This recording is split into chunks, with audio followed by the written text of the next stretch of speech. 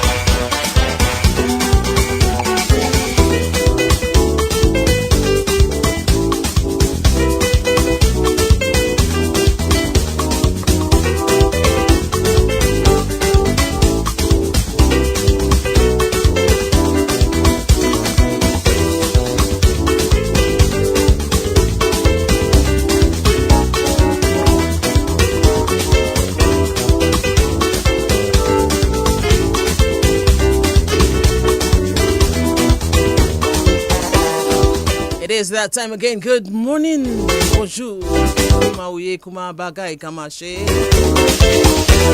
morning, family.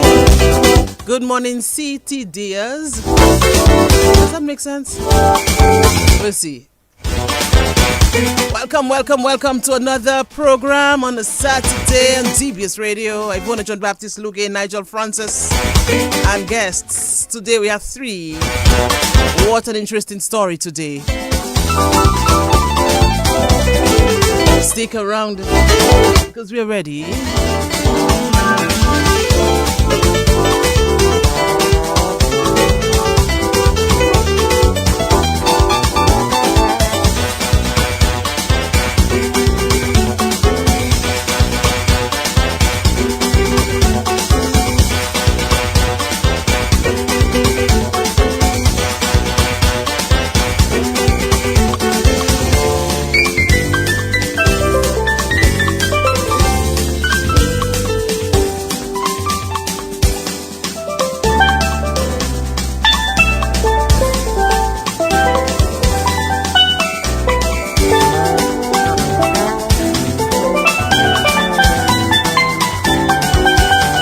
So yes, we are ready for another edition of Connecting the Dots. We have celebrity in the house, but you'll understand why our main guest, is at this stage more determined to succeed than enjoying celebrity status. You'll understand. The Pascals are here. Good morning to you wherever you are. You may be at work now or catching up on household chores. Maybe relaxing, driving, whatever it is that you are doing, we welcome you.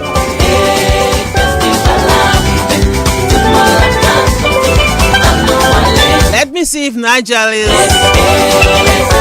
around the maybe still under the mango tree. The time where there's entry, I suspect Nigel, you know. Nigel Francis, come a while. Look me, Nigel. I'm in the Ted Daily studio. Good morning to you, my dear. How we doing? I'm fine. I thought you were under the mango tree still, we? So long I left you there. I about 2 minutes ago, I said it's time for me to leave. Okay.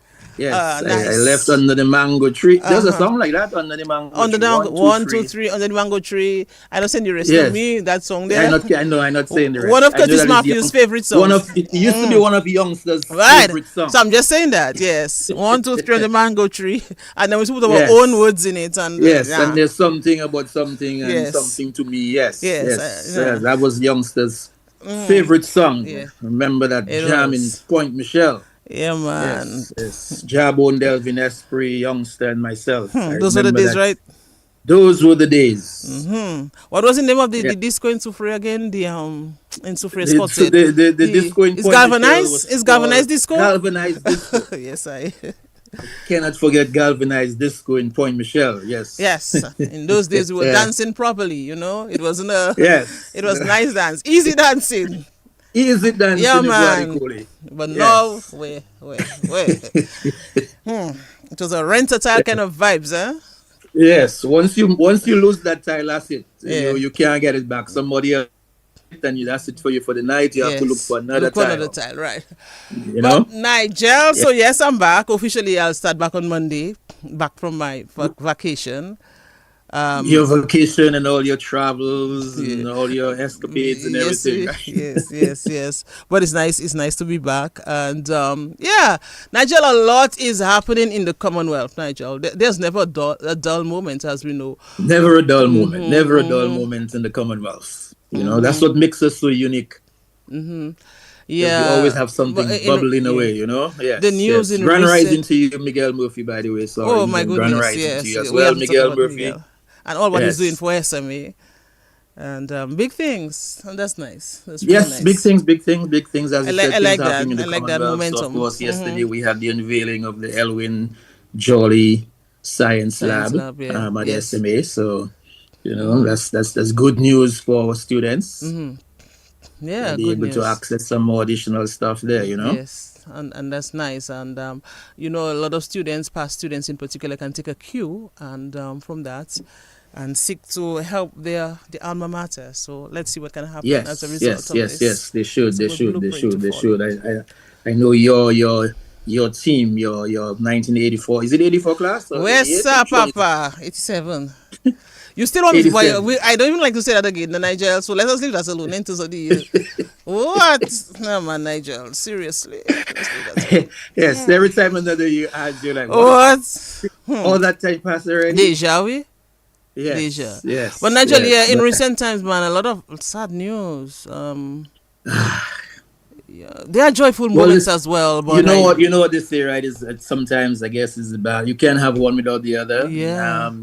But we don't like to have the sad part. Yes, we don't like it. Yes, you can't have the joy without the sad. Because amidst the bad news here and in the morning. Yes. Amidst the bad news, we still have reasons to smile. So there's a lot of good happening. But Nigel, wow, it just hurts a lot, you know, when you get up and you listen to the news or you just like scroll through Facebook or the internet and you just realize, wow, you know, another young man died. Another one. Someone died in an accident and wow. With gun violence in Nigeria, we need to double our efforts really in addressing these social issues. Something has to happen. Probably we have to. And you know, I mean, I've always been one to say that you know, sports culture, you know, these are some of the avenues we have to begin to explore a lot more as to some of the ways in which we can channel that energy. That's you know, I agree. The negative vibes that sometimes creep in, especially among our young people, and give them an avenue to express it other ways. Yeah, you know, we have to begin to look at those things. Probably early intervention programs, Nigel, is the game changer. So we can look at that. You know, the family structure, because you know it starts from the home. Yes. But mean, the whole thing, the whole concept that we had, as you and I always talk about, the village raising the child. You know, and the community being part of what's going on. And if the community is broken in a sense, then Yeah. it's, you're gonna raise broken kids. So I feel it empowered, starts with the Nigel. community, family, parents get together, man. I feel empowered, and I'm really, glad. Um, our guests today, I think we will learn some good lessons from our guests. Nigel, you hear me? Yes, I'm Oh, okay. hearing So you. I was I'm saying hearing yes, you. our guest today. So we'll have a good lesson there in terms of the family structure, in terms of support and all of that. So I really look forward to that discussion when we I start. do, But I as I do, I say, do, I Nigel, we do. have to address this issue collectively. It has to be a national effort, and here we have to stamp out some of the things that we see because it will get worse. Look at the big news in the U.S. now, Nigel. A 41-year-old college dropout from the suburbs who became a megastar. What's his name again? Charlie. It's Charlie. Charlie, Charlie Charlie Kirk. Kirk. Yes. So yeah, he was shot by a young man who is just 22 years. And it's really sad. Families are torn. Yes, it is, it Wow. is, it is, and it's a situation where you have, we have to learn to get to the point where we can disagree to agree, agree to Yeah, agree to disagree, and have disagree. Yeah, yeah, discussions and debates, I agree. without feeling, Yeah, threatened man. anyway. And we have to respect everybody. We have We to. have to We ensure have that to. our views don't in some Yeah. way, um, you know, um, discourage or trample upon, or the rights of other citizens. We all in this thing together, man. So we So gotta have that respect for yeah, everybody. yeah, I agree with you, Nigel. Every day may not be good, but there is something good in every day. So yes, there are bad Beautiful moments, but we saying. should be Beautiful saying. there are bad moments, but we should be comforted by the fact that there are joyful times. There are And there moments of is, and there is, gratitude, there is, there is. and a lot of positive Yes, things going on. Like CTD, for we have example. positive things. CTD is a CDD, positive thing, CTD. Yes. We have positive things going on. Uh, Yes, okay. we do have positive things. There's a silver lining that comes through sometimes, and we have to sometimes celebrate those. Yeah. A lot of times we kind of focus on the bad ones, but we have to celebrate the good ones. Yeah, I So agree. I agree. let's keep doing that, man. Yes. So school is open. I'm back to school again as of Monday. Very sad as well, though, as I speak about school, because on Wednesday of this week, a teenager, was buried. Remember we spoke about Yes, her on we one of the spoke about programs, that. yeah. Yes, She, yes, the unfortunate sudden passing death. Yes. of this young lady. Yeah. Yeah. So again, as we celebrate the opening of school, and I know some parents are very happy. They're very happy the kids are back to school. They can probably be off the phones and being involved in some productive things now. And Boy, it's and the had to be fridge off will the be a little phone, fuller now. for You don't have them. to worry about the empty fridge no more. Well, yeah, that is, yeah, that's a fact. That is a fact. I like that. That is a fact. So no more opening of the fridge, and they sometimes Yes. just open the fridge and close it back, open it and close it True, back. yes, open and No, close. Just yeah, open open it, and stand up in close. front of it, Yes. see what's. I never could understand. You You remember just back open in the the fridge, day, stand in sometimes the front people of would it, have a lock on their look at fridge. it, and then close it back. You remember, Nigel, sometimes back in the day, people would have a lock on their fridge. It's like, Oh, of course, seriously, oh, of a course. padlock, Yes, padlock on the Man, fridge, man. why? So Yes, that's what they yes. say. Okay, so child open the fridge, padlock, Oh, boy. and nothing they're looking for, just to open it, Just stand up, open and it, close it back. yes, and close it back, yes. Or you know what used to happen? The fridge have stuff, they would open it and see I got nothing in there. Yes, boy, I tell you.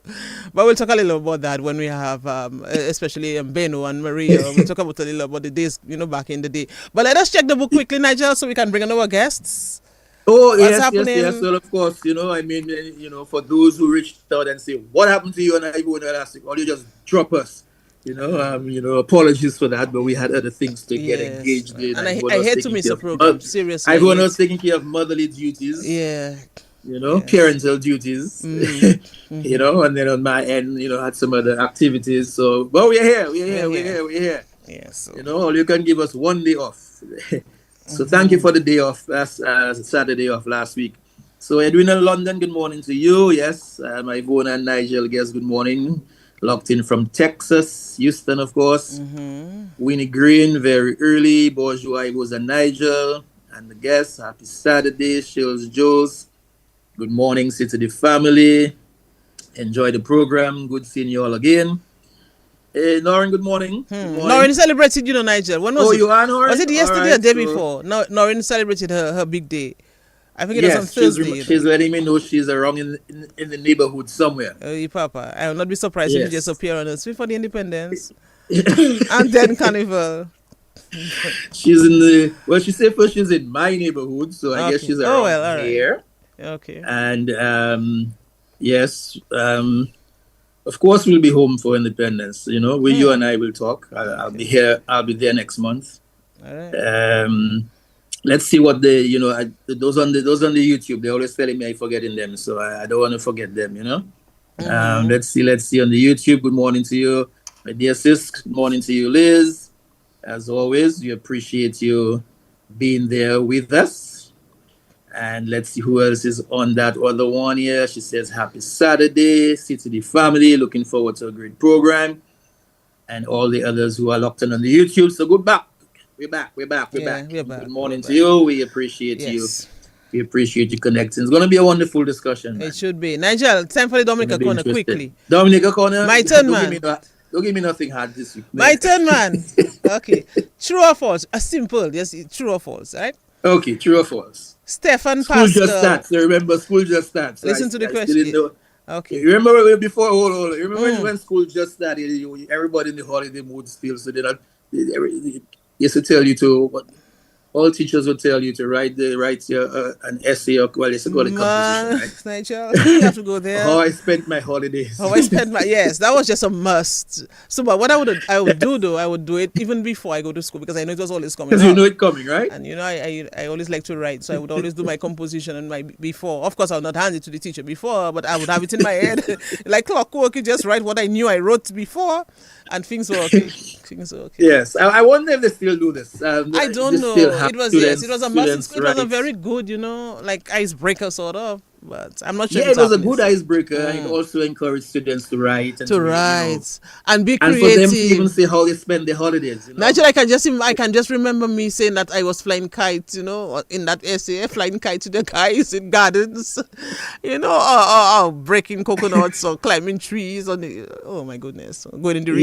Yes. So you have to put all of that in your essay. It has to be interesting. You have to put all of that in your essay. How I spent my holidays, no matter what it was when you came from summer break. Yeah. We used to call it back then. We call it August holidays. Yes. Yeah, we have some new terms now. August holidays. When you came from August holidays, summertime, the first thing you had to do in school was how you spent your holidays. Your holidays, yes. Yes. How you spend your holidays. I hope teachers are doing that still. It encourages the kids to not only write, but to use the imagination as well, the creativity, their writing structure, yes, and that helps. That definitely helps. Yeah. That really helped children a lot because teacher would call you and say, okay, probably should put that there, or that wasn't necessary or things like that. So you would learn, and the next time you would be a boss on that. But anyway. yes, and they would call you to read it. Yes, I used to love that. Well, not everybody loved it because some people don't like Yes, but they would call you to read your essay. Come up to the front to read your composition. Yes, and how I spent my holidays. Yes, those are the days, my Dominica corner. Dominica corner. Okay, true or false? Listen to the question. Stefan Pascal is a spin bowler. True or false? I'm asking. True or false? So you have to answer. Oh, I have to answer. And you must answer correctly because let me tell you something. Ben will not be pleased if you have the wrong answer. Okay. But I know his father used to try to bowl pace. I give you a story what is okay, not yet. When he come. Yes. But false. Okay, so what is he? So you ask me true or false, you tell me true or false, you put in question is true or false. So what is he? Hey. Where does his strength lie on the field? His strength is a batsman. And what again? Yeah. I know he has one of the best catches on the 19 West Indies team. Man, that was a beautiful catch. I'm not sure if you even saw that catch, but I don't think there's another one like that. But I would have had to see it because he was maiden or something, and I mean, he just flew in time and took that catch. Yes, but what an excellent catch. I was just saying that we had to see it because Ben would make sure that everybody sees it. If you did not see it at the moment, Ben would ensure that he sent it, so you'd have to see it. Yeah, he's a wicket keeper as well. He's a wicket keeper. Somebody's asking me. Who's a wicket keeper? Somebody asking me that day. No man. Stefan, another wicket keeper. Somebody asking me that day. What? No. I don't know if he tried something once, but no. Okay, No. next question. No, I have to say good morning to Gerald Latouche. Gerald, I'm saying, Gerald Latouche, Yes, good I've morning been to you following all the him. way in Yes, London.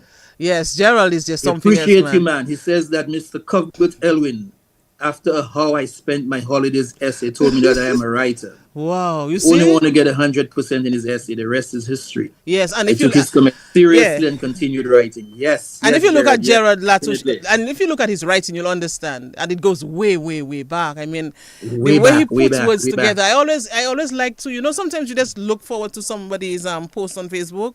He's one of them. I always have to, Yes, I yes, have to yes, read yes. what he Wonderful says. literary figures, Oh man. We yes, appreciate man. you as well, Gerald. I hope you are still writing. And Of I course he hope is. you had your kids write a How I Spent My Holidays essay as well. If not, that's your homework for today. Yes, yes. His kids, they Go have really your look kids like write a him. How I Spent My Holidays. Yes. Yes. Back Okay. to our Okay. Dominica call. What I is got the the name of first the one right. first Dominican to captain a West Indies cricket team? And the first, so that's a Oh big my thing, eh? God. The first To Dominican to captain a West captain Indies cricket team. a West Indies cricket team. Well, since we haven't had many Dominicans in a West Indies cricket team, Papa. so the If you first answer correctly, you get Dominican. a cricket bat. But I thought you tell me it's true or false. That's not a true or No, false no, no, no, no. The question. first question Oh, was Nigel. True or false was the first question. What is the oh name of okay, the okay, okay. first Dominican to captain a West Indies cricket team? And that is indeed a tremendous feat. Huh? Boy, anyway, you put him under a lot of pressure this morning. I just come from holidays. Stefan Pascal. I suspect somebody helping you. A lot of times there's help on the book there. I know you know your stuff, but sometimes when I go home and I go back like Nigel to read the comments, so I would see something, somebody else saying something, especially if it's the producer, and I say, oh, so he helping Nigel, you're cheating. Go out in front of the class and put up your hands. I copied. Okay, another next because we have to go on to them. Stefan Pascal was recently appointed as, so fill in the blanks. Stefan Pascal was recently appointed as As what? a sports ambassador. Okay. Even you're catching me this morning. What is the name of Stefan's dad? And I want his full name, eh? And which community is he from? The full name. His full name. Stefan's dad's name is August. Damn. That's a Beno. What's your full name? Anyway, Augustus or Augustine? I think it's Augustine. Yes, it's Beno. Augustine Beno Pascal. Okay. And he is from the Southeast community. Oh, So, that's important to know, Nigel. Because remember, we're going to connect dots with that family, We're going to hear about how Beno grew up. I mean, really, the spotlight is on Stefan. But it would be interesting to find out how Beno grew up. All right. He's from the Grand Formont River Series community. Neighbors. Okay, B. From Lydon, you know, still happening. But no, it's starting for B. It's starting for B. It's still a B, Boetica. Wow. Okay, which community is Stefan's mom from? But I don't know that one. Sure, I'm not sure what that one. But anyway. Hey, will you help me on that one, please?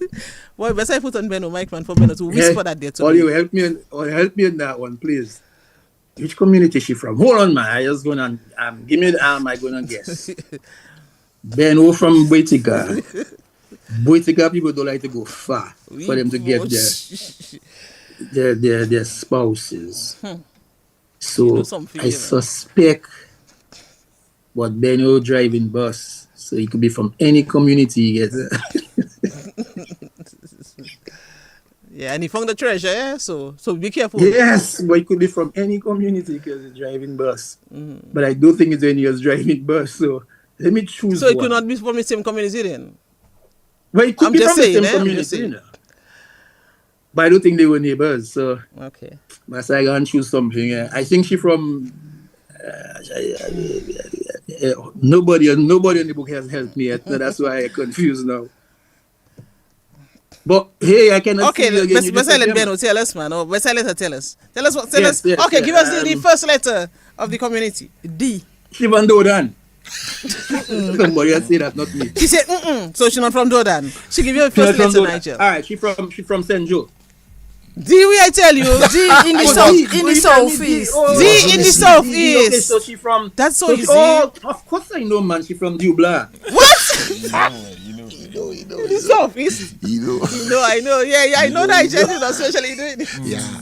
In the southeast. Of course, it's Dailies. Yes. Yeah, So, good morning to my Dailies, folks. Good morning to you. Yes, I know Ben won't go that far. So, yes, Dailies, right? Yeah, Dailies. Yeah. Dailies. Laros, to be precise. There always been people who say Dailies or Dailies. It's spelled Dailies. S at the end. It's Dailies. But it's Dailies, yes. Which is the correct one? Dailies. Yeah. It's Dailies, right? Yes. Certainly, it's not Dailies. It is Dailies. Yes. But it's spelled you are with an S at telling the me end. Dailies is on the thing. You're wrong. Yeah, yes, plenty people. It's spelled with plenty an people S. saying Yes. It is yeah. Dailies. Plenty Yes. people saying Dailies. But why would they put an S at the end? But then again, when you look at certain people's names and the way it's spelled, like people back in the day, you wonder what is really happening. So let's leave that alone, Dan, and bring on our guests. Yes, Right, Nigel? yes. So it's time to Good bring on morning the to you, guests. Alicia Griffith. Yes. Oh, yes. Shields, Jones, but hold on, but you should see names they give where you're from, my dear. You say you're from Scots, yes. You say you're from Grand Bay. You're from Dodan. That's people on the book that are saying that, all the different villages they're calling. But no, she's from So Dailies. we'll clarify that today. All right. Clarify that today. Yes. Dailies and Benno is from Poetica. Dominica. And Benno has a strong family. Let me hail up Lloyd Pascal one time. Okay, Nigel. So this is the defining moments of connecting the dots, really and truly. When we bring on the guest, got all that time we talked already, Nigel, see that? Anyway, today we have 3 guests because I strongly believe that you need Stefan's parents on a program of that nature. And not because Stefan cannot stand on his own, he can. But because of the nature of connecting the dots, we do not only connect dots, but we also seek to show the correlation between parental support and success, because for us that is very, very important. When we started, we spoke about the sad news we hear about on a daily basis, Nigel. But there is so much good news, A 19-year-old, the man is still a teenager. He has done so much already, and he's determined to do much more. But not just that. His parents, his siblings, his large family, and a nation are all behind him.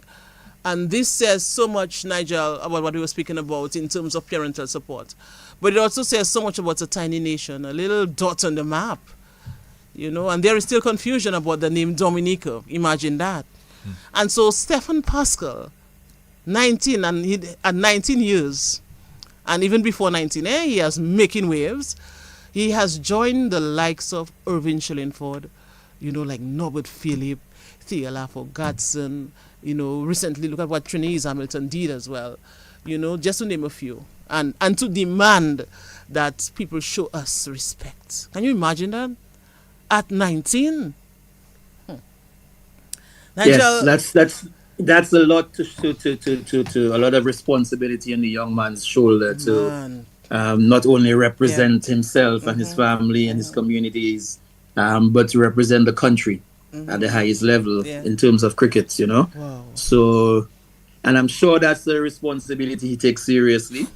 And I know, that he wants to go even further, like you mentioned. So, I mean, it's an honor to have him and the parents there with us because, as you said, it's nice to show that connection and to find out the support, the sacrifice, and everything else that had to go with it to ensure that he's where he is today. So, yeah, Nigel, while I wanted to have them, man. It's a while I wanted to have them on you and Ben who can tell you it's a while. But some things just work out well.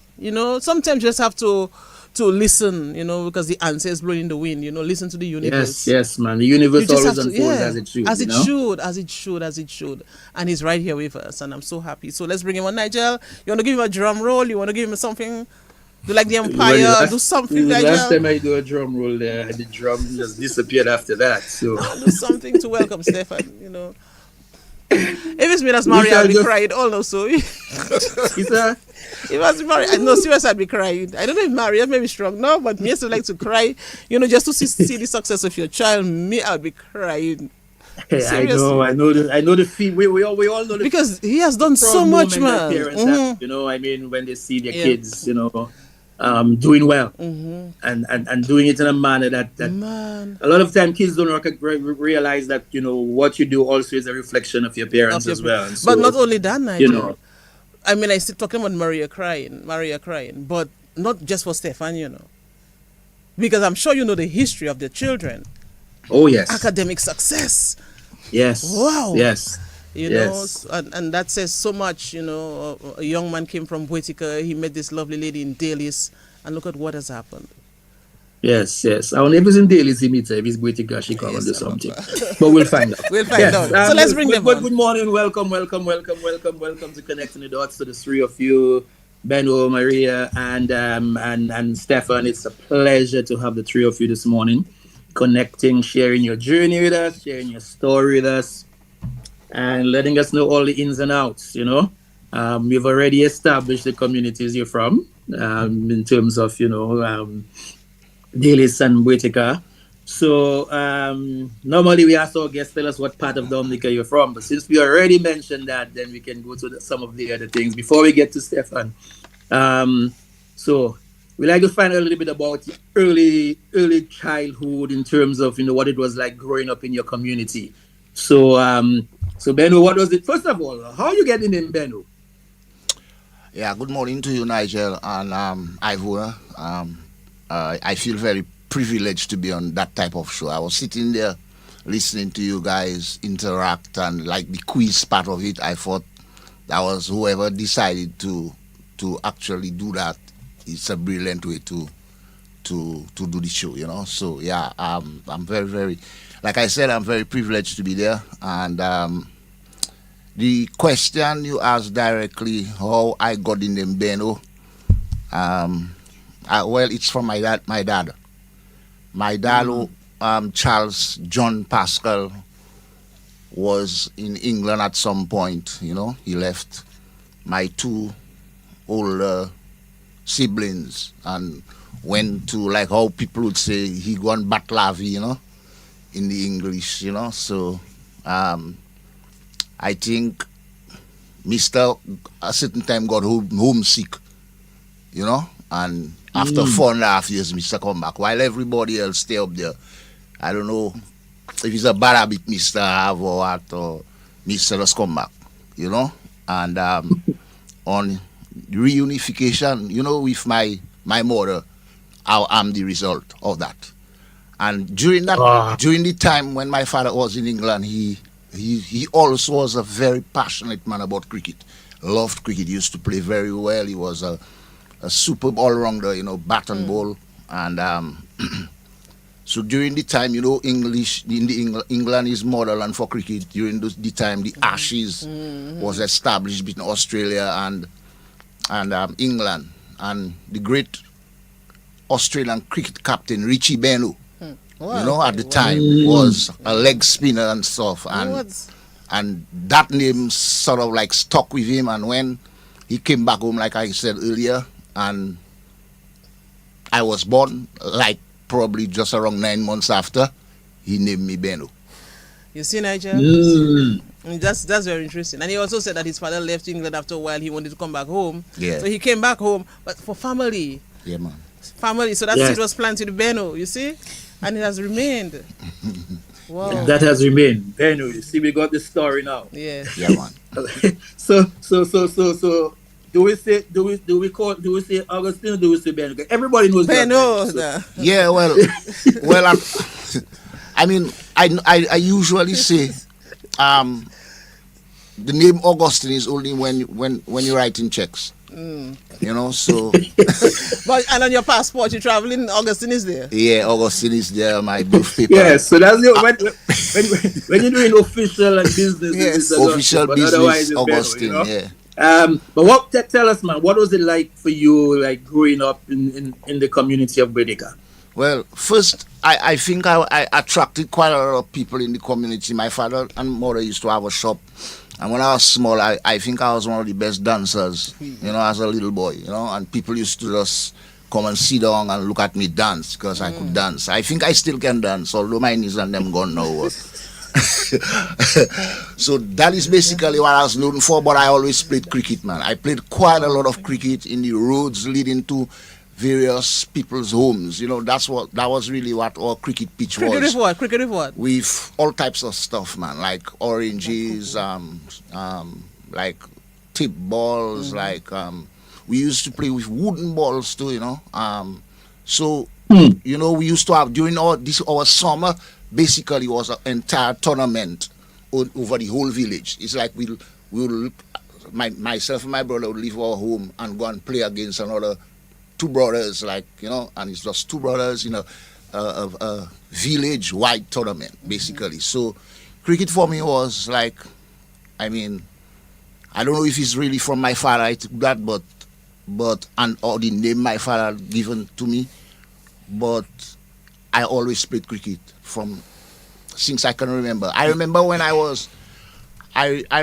used to be bowling too, and I never really used to roll my hand. I used to really send the ball more, like they call it whoosh, And my little brother,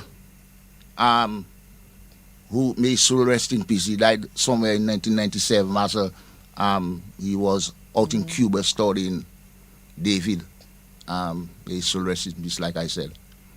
And I remember he and we did quite a lot of work together. He used to be a school teacher at the time. He's about a year younger than me.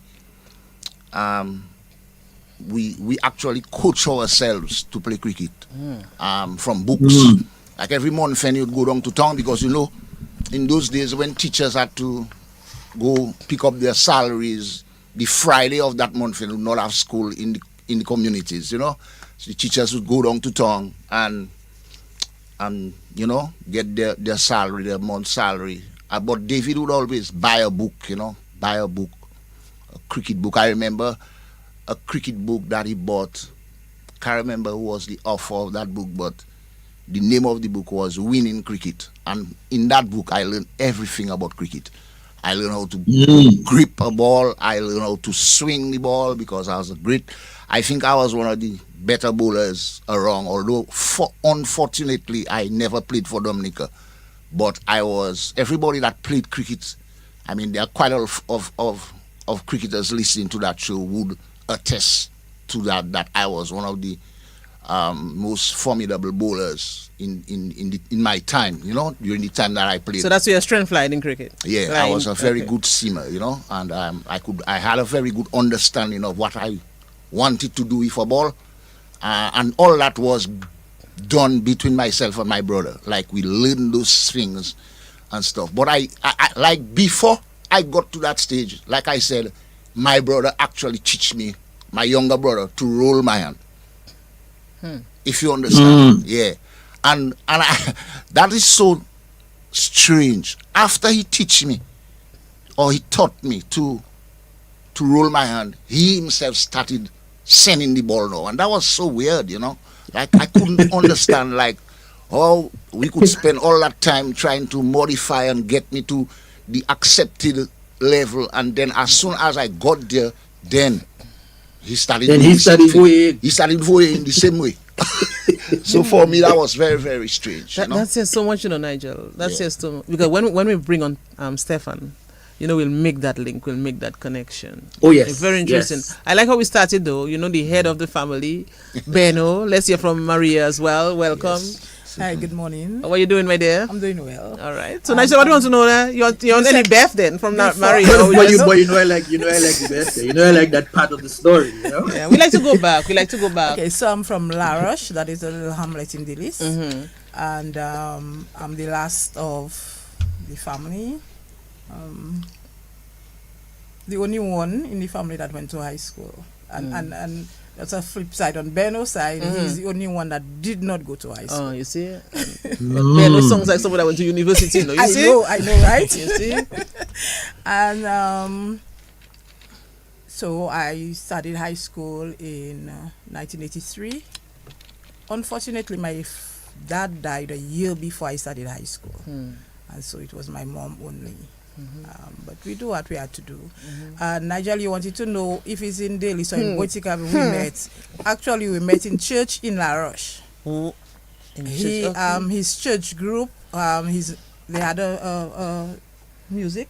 They were playing music for all the churches. So Benno, you play music as well then? Yes, Yeah, man, he's a yes, guitarist. I used to play in bands too.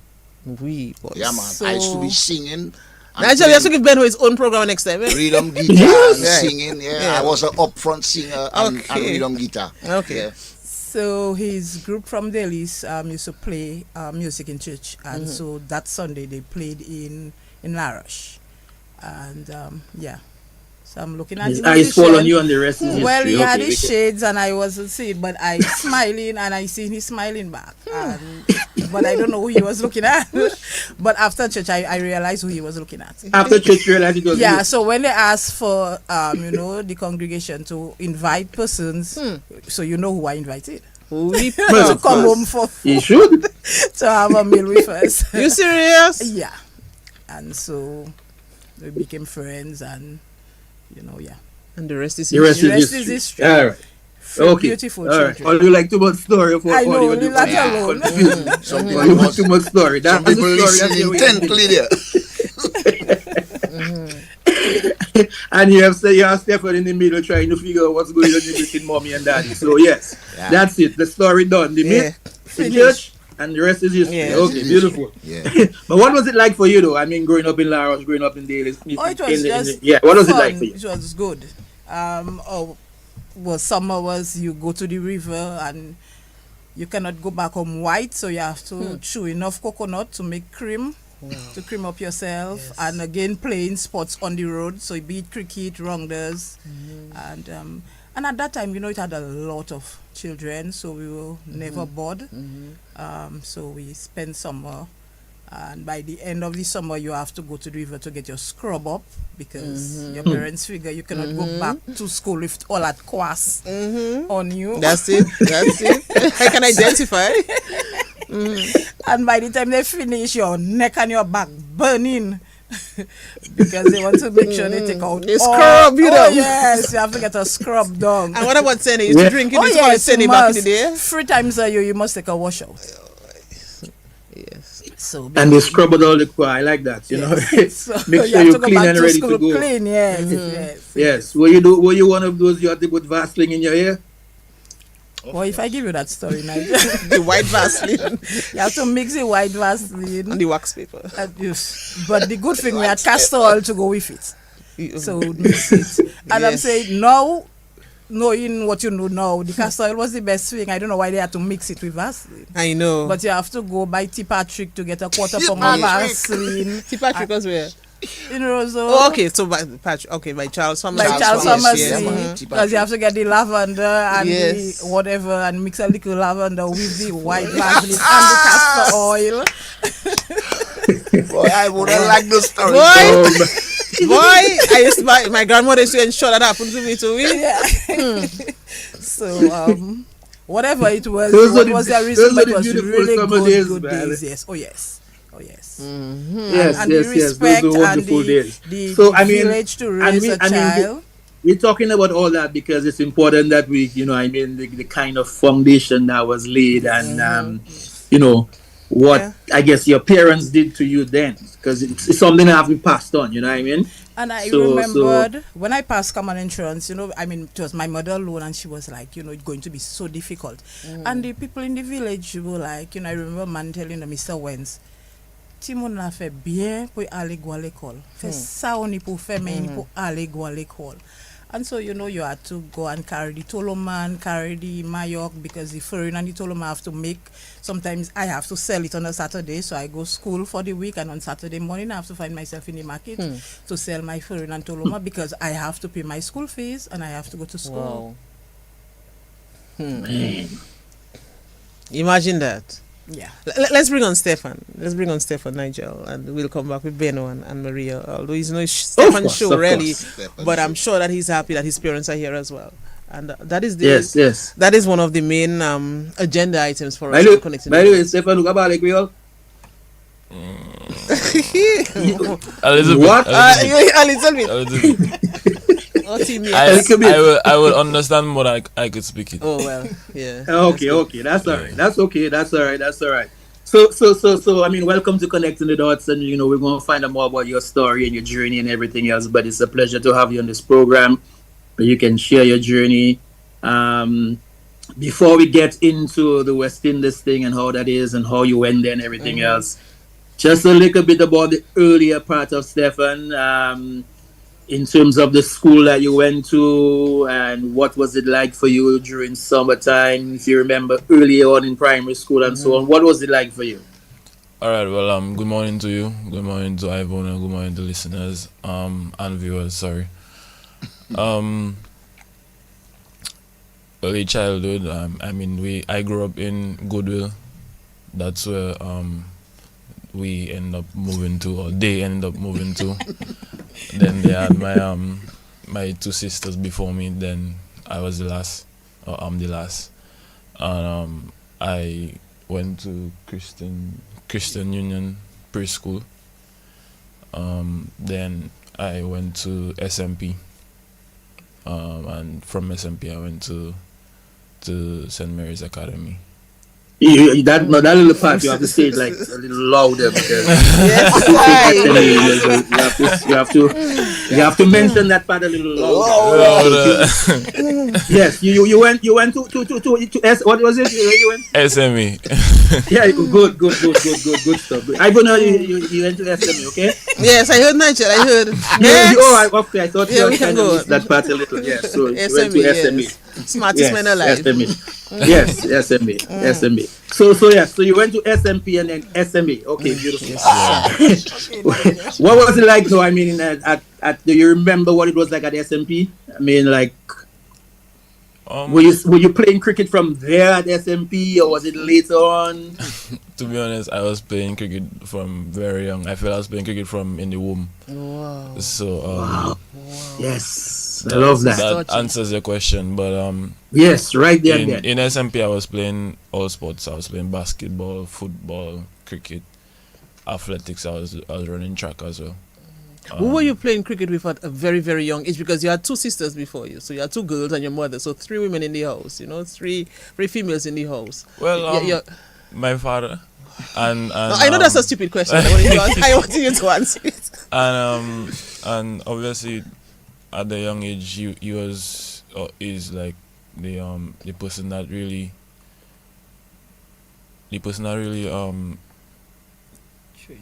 not trained, but kind of guided you, kind of.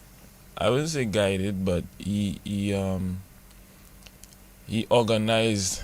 That is what I want to use. Okay. He organized the club that I am part of as of now. Wow. So he at a young age I would always go to training with him.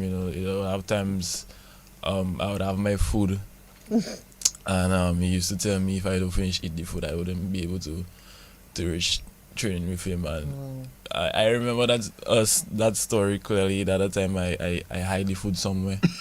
And I tried to escape the training with him because I didn't want to eat the food. And I think my mother ended up finding out, and I was in big trouble at that time. So I still didn't end up at training because of that. Wow. I tried to beat the system, but I didn't succeed. You failed. Yeah, I didn't succeed.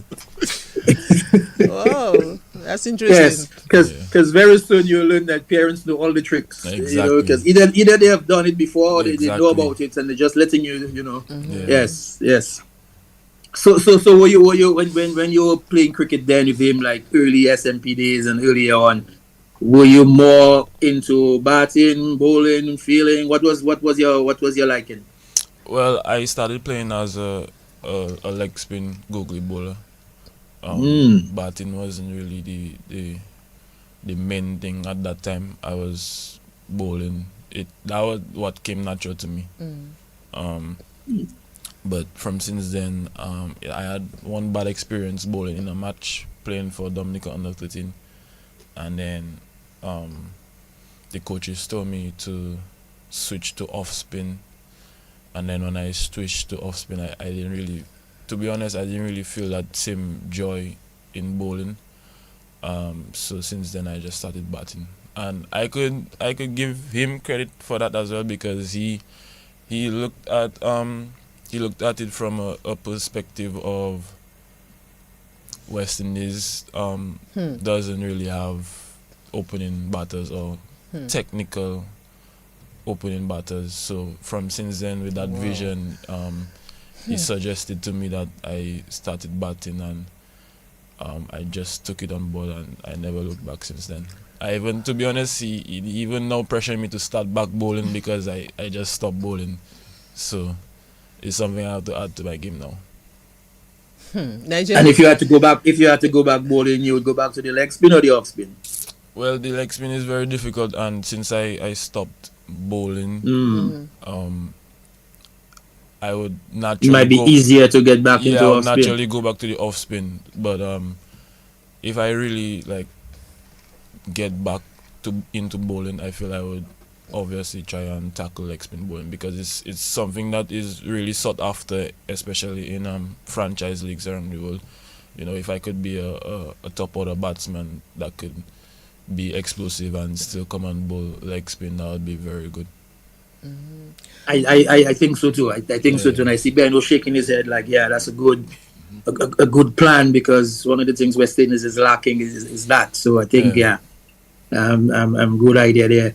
So I wonder, we had SMP still. You want us to go to? You want us to go to SMA? No, not as Nigeria. We don't have to go to SMA. I mean, we can go to his teenage years, yes, but he's still a teenager. But anyway, no. But I was just thinking. So you had two sisters before you. You're the last, and from a very early age, like cricket was it for you. But what again were you involved in, especially if your sisters were you like into music as well? Any other passion you had at that time, or it was more like just going with your father, going out and learning cricket skills and all of that?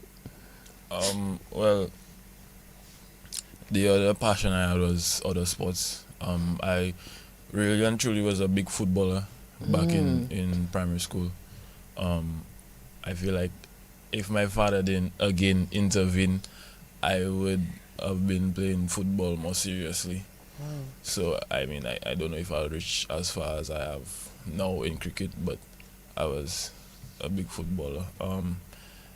Back in primary school, I was in scouts as well, St. Alfonso Scout Troop.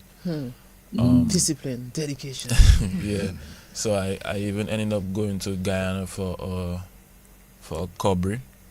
Yeah. Your mother came with you, or you? No, it was just me alone. I just went with the scout troop.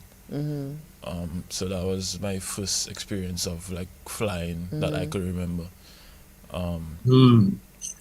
So that was a good experience.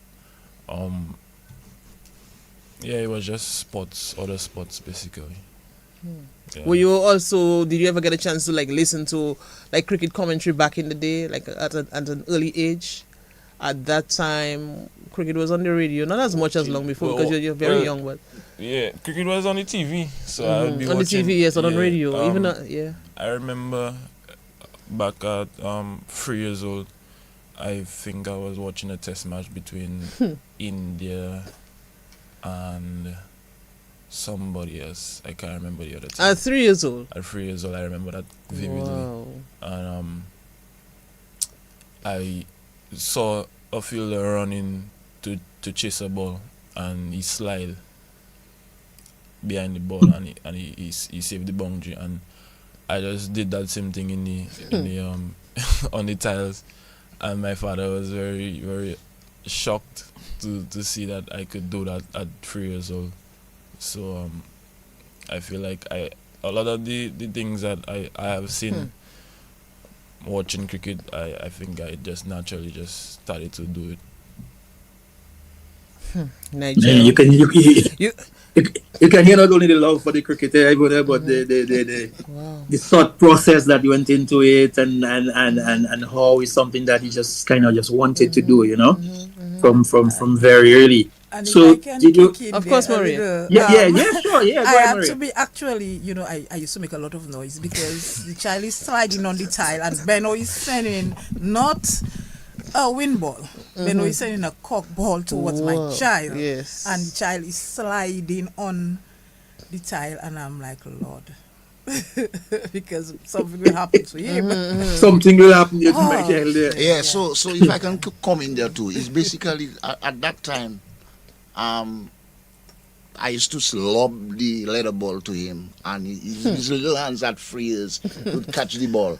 And then I realized, well, he's that good. I started to send it to him a little harder, like flatter and harder, and he would catch it. And around that same time, Maria was doing some laundry outside, and she's walking in, and she's putting her hand on her head. Don't say, Benno, you'll kill my child.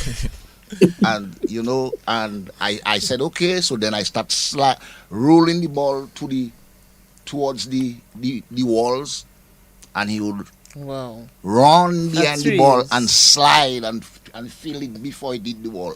So then we knew. I mean, we knew before that because like there's some story. There's a story where he normally gives or in recent time he started giving. That's a story that when Maria was pregnant at 8 months, one Saturday afternoon we were chilling and stuff. Maria was like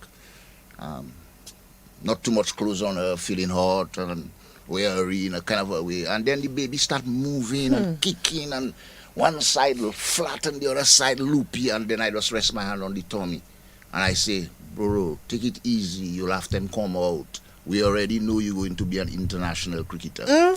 Yeah, man. I call that there. Yeah. So this guy had that connection of that cricket thing from. And if we have to go a little further, a little like go there. Yeah, actually, this guy is a guy that I had to negotiate for, because Marianne made it clear that she did not want to have a third child. She had two girls. And like, I'm good with my girls, man. Come on, I mean, anybody that know me, man. I mean, I take my girls everywhere. It wasn't like not wanting a third child, but when you have a third girl. Yes, I know. You have two girls already. Let's try again. I know. Yes, and then I can tell you about that. And then I have a litany of girls. Yes. And I tried for boys. Yes. So I was like, so I had to hesitant. negotiate. I had to negotiate and say, man, I have a legacy. Because I played so much cricket in my life and never really made it to any national team, and that's no fault of mine. I mean, I was that good. I mean, I knew I was good, but somehow the people I was selecting didn't think I was good. I mean, all the people I played against knew that I was that good, and I could easily play for the national team. But you know how that thing is. You know, your fate lies in a person's hand, and I'm saying, man, come on. I mean, my family on my especially in the Dominica area, it's not really an extended family, and I'm saying like, well, I have two girls. The other funny thing, or I don't know if it's a funny thing, but we happen to have those children of ours, like every 7 years apart. I don't know how that happened. I mean, not something that was planned, but one of those days I was telling Maria, man, I mean, if I have one regret in my life, I should have made 7 children. Papa. Yeah, recently, like about 2 weeks ago, I was telling her that. I mean, it seems as though I know how to make children, you know, and I didn't make enough children, but I give God thanks for them, you know. Yeah, and no, like 7. I think 7 is my number. I mean, we'll explain that as we go along in the discussion. Yeah. But 7 is really significant to my life. Like if if I have to explain 7 there, well, you will understand what I'm talking about. So I was just saying, man, come on, I should have made 7 children. How I wasn't thinking about that, but I mean, all those things was happening by divine. Like it's not like I was planning, like to have a child every 7 years apart, but it happened. It just happened. It just happened. Yeah.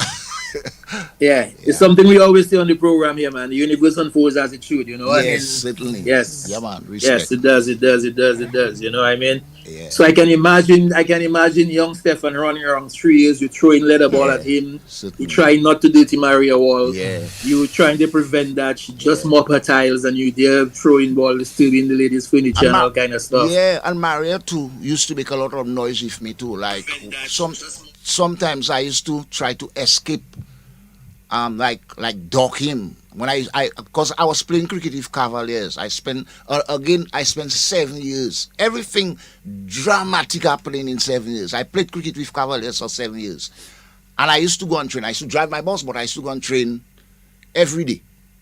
And sometimes this guy would be on a desktop playing games, and from the time he hear the bus reach, he know it's a training business. I would come and take my bag, my kit in the house, and while I taking my kit, this guy is already in my bus. He's like 3 years.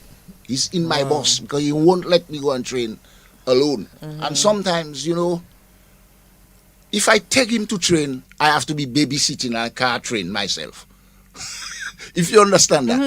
And sometimes I want to train, and sometimes I would say, bro, I have to train, so you can't really come. Because he will not sit down on the side and watch me and the other guys train. He will be in the field running up and down. And sometimes a ball would hit him, I would run, pick him up, run under a pipe. He used to have a pipe right by the pavilion side in Makushri. Run, put him under the pipe, beat that up nicely, And when he stopped crying, and I go back on the field, no sooner I back on the field, he back there. And that was just the other day, Nigel. It's not like you have to go way back, because Stefan is just 19. So that was just the other day, I mean, I'm listening to Bernard here in terms of, the way in which he was.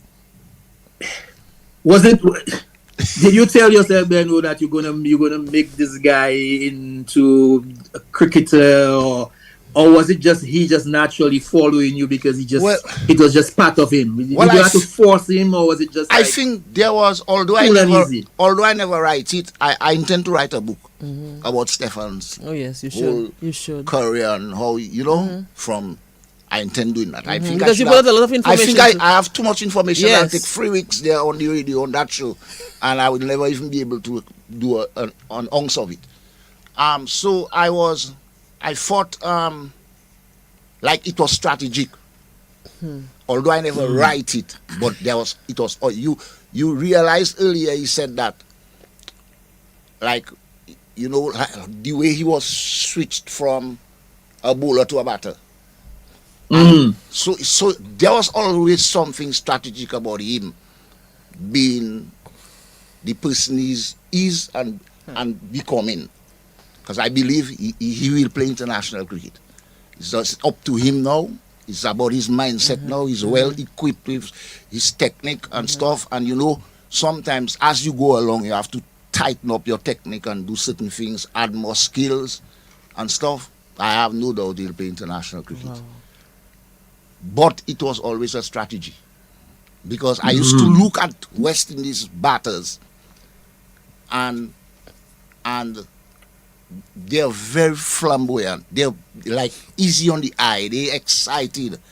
But a lot of them, they are not technically, especially for the moving ball. Like a top order batsman and the moving ball. When these guys just start their inning, they can look very vulnerable and stuff. I mean, all batters are. But you have to be equipped to deal with the moving ball or the seaming ball and whatnot. So for me, I always wanted to make a contribution to West Indies cricket in that regard. And in my own little way, I formulate a plan.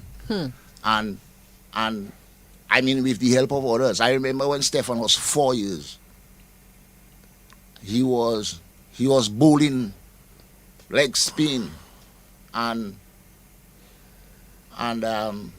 as he was growing, he started. I remember he was. I mean, I couldn't go anywhere without Stefan trying to follow me. So I was by the Goodwill Savannah, Lindo Park, one Saturday afternoon, and Stefan was there with me in the Savannah running up and down. He was 4 then? He was about 4. Okay. And Darwin Telemack, who used to play for West Indies under 19 as well and Windward Islands and stuff. He went to the Dominica Grammar School. He went to the Dominica Grammar School. He was an opening batsman. He was an opening batsman and so on. And he said to me, this little guy, his nice little way of his voice. This little guy is good. I'm saying, what do you mean he's good? He said, Well, just his form, the way he hits the ball from off to leg. But And at 4 years, Stefan was 4 years, you said? yeah, man, My goodness. 4 years. And he told me, have you thought of tying a ball on a string for him? I say, in a sock or something. I say, I thought of that, but I did not want to get into technicals with him that early for fear that he dislikes the game. Because sometimes cricket is an easy game. If it comes to you naturally, it's easier. But to try to get somebody, that's my thinking, try to get a little boy to start to hit the ball straight, and the technical aspects of it that early.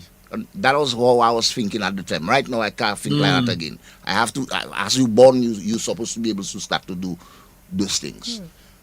So at the time, I was thinking, I don't really want to get into technical with him that early for fear that he dislikes the game. And he tell me, no.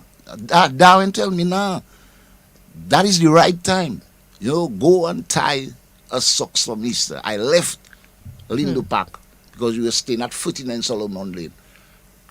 I didn't have no reason for staying around Lindo Park when he said that to me.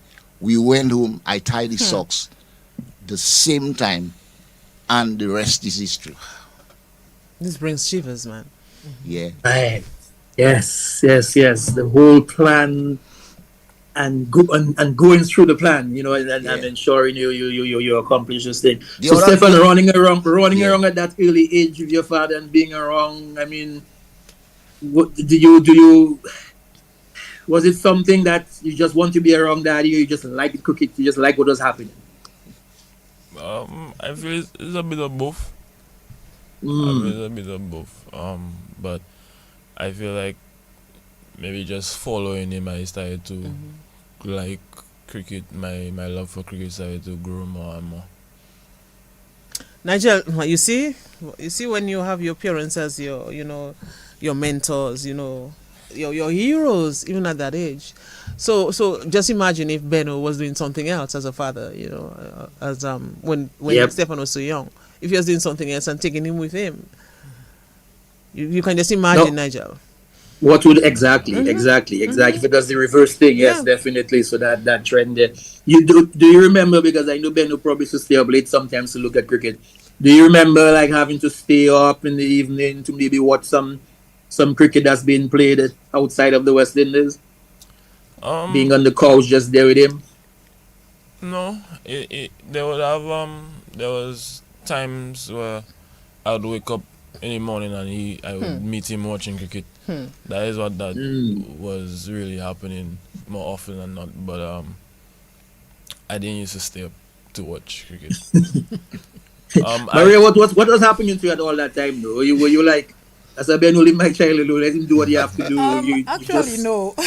So his first Christmas gift was the yellow stumps with the bats.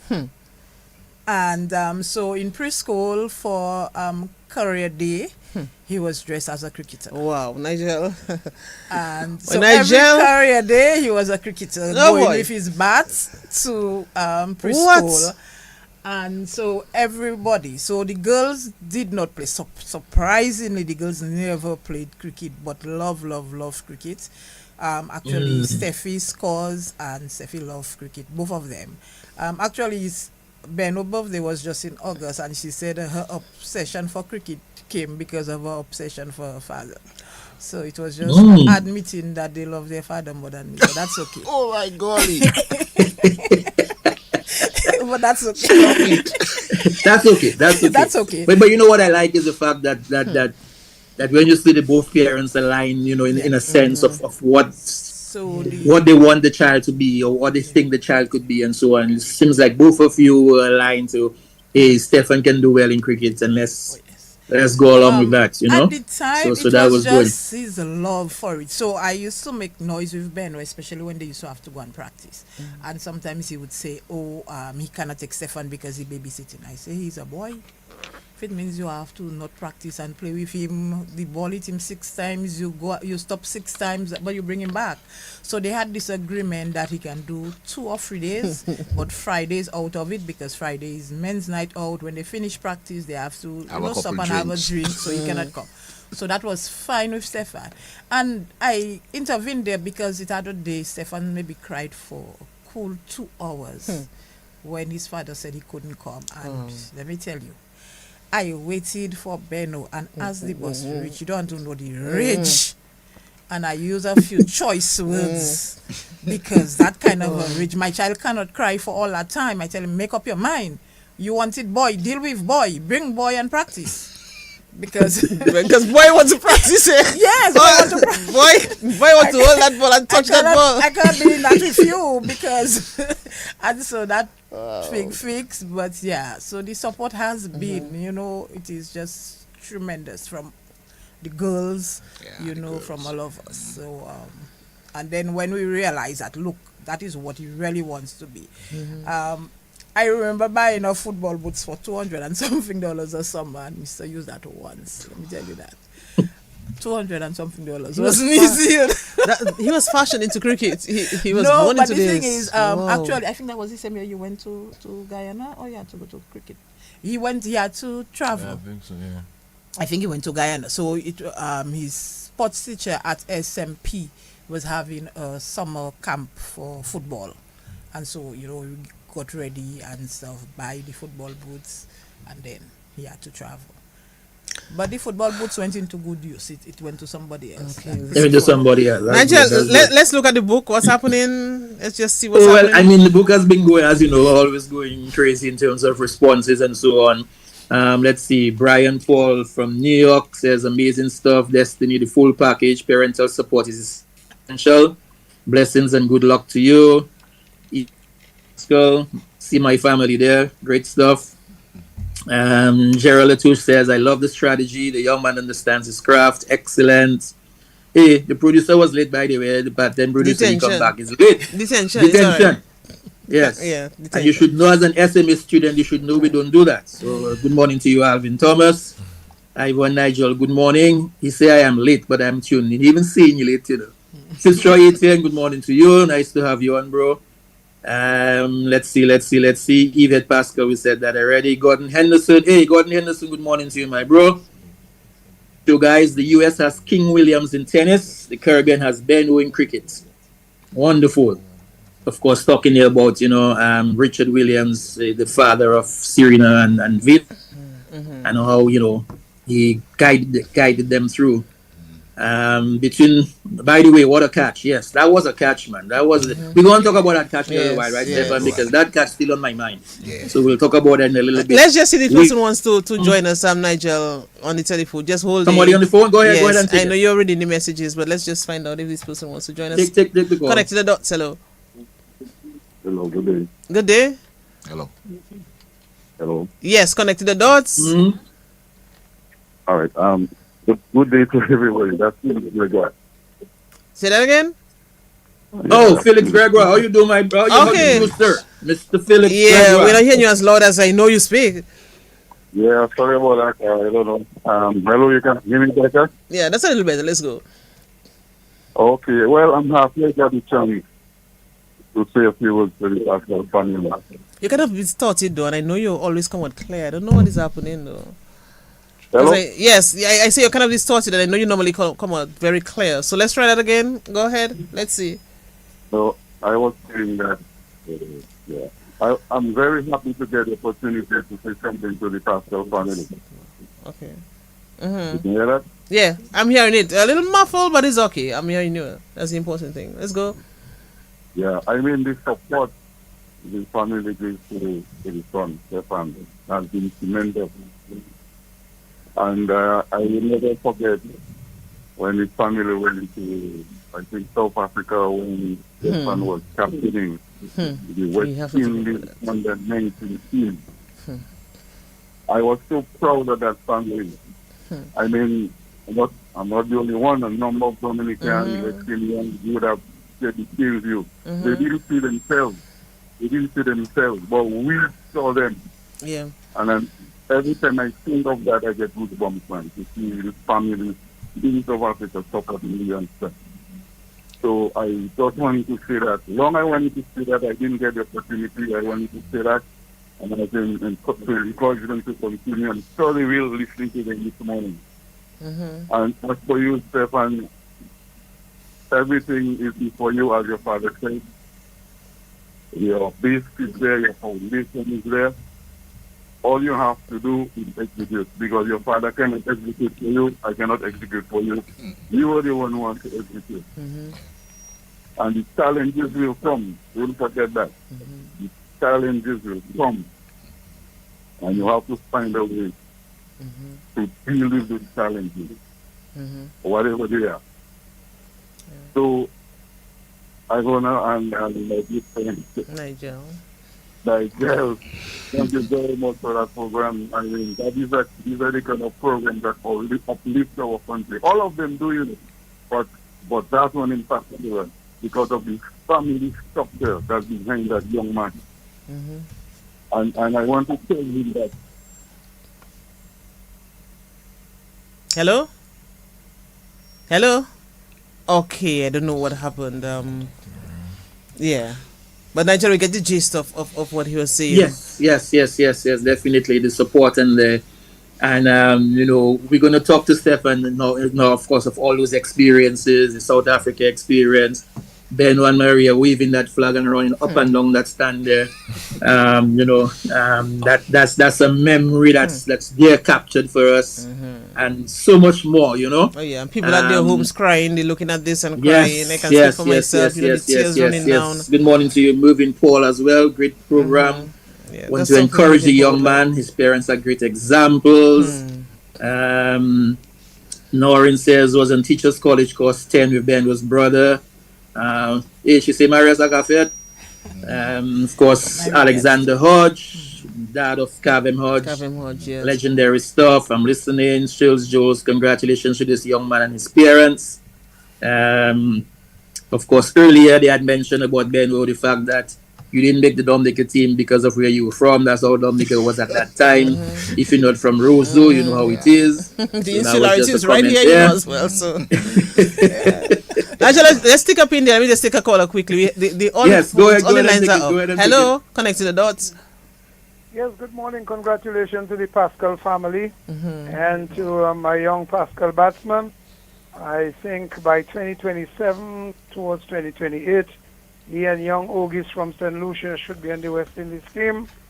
The sky is the limit, my brother. Try to score your runs, show your pedigree as you continue to show your prowess and your development in the sports. And ethics and fair play must be the watchwords. Thank you very much and good morning. I like that. Okay. Thanks a lot.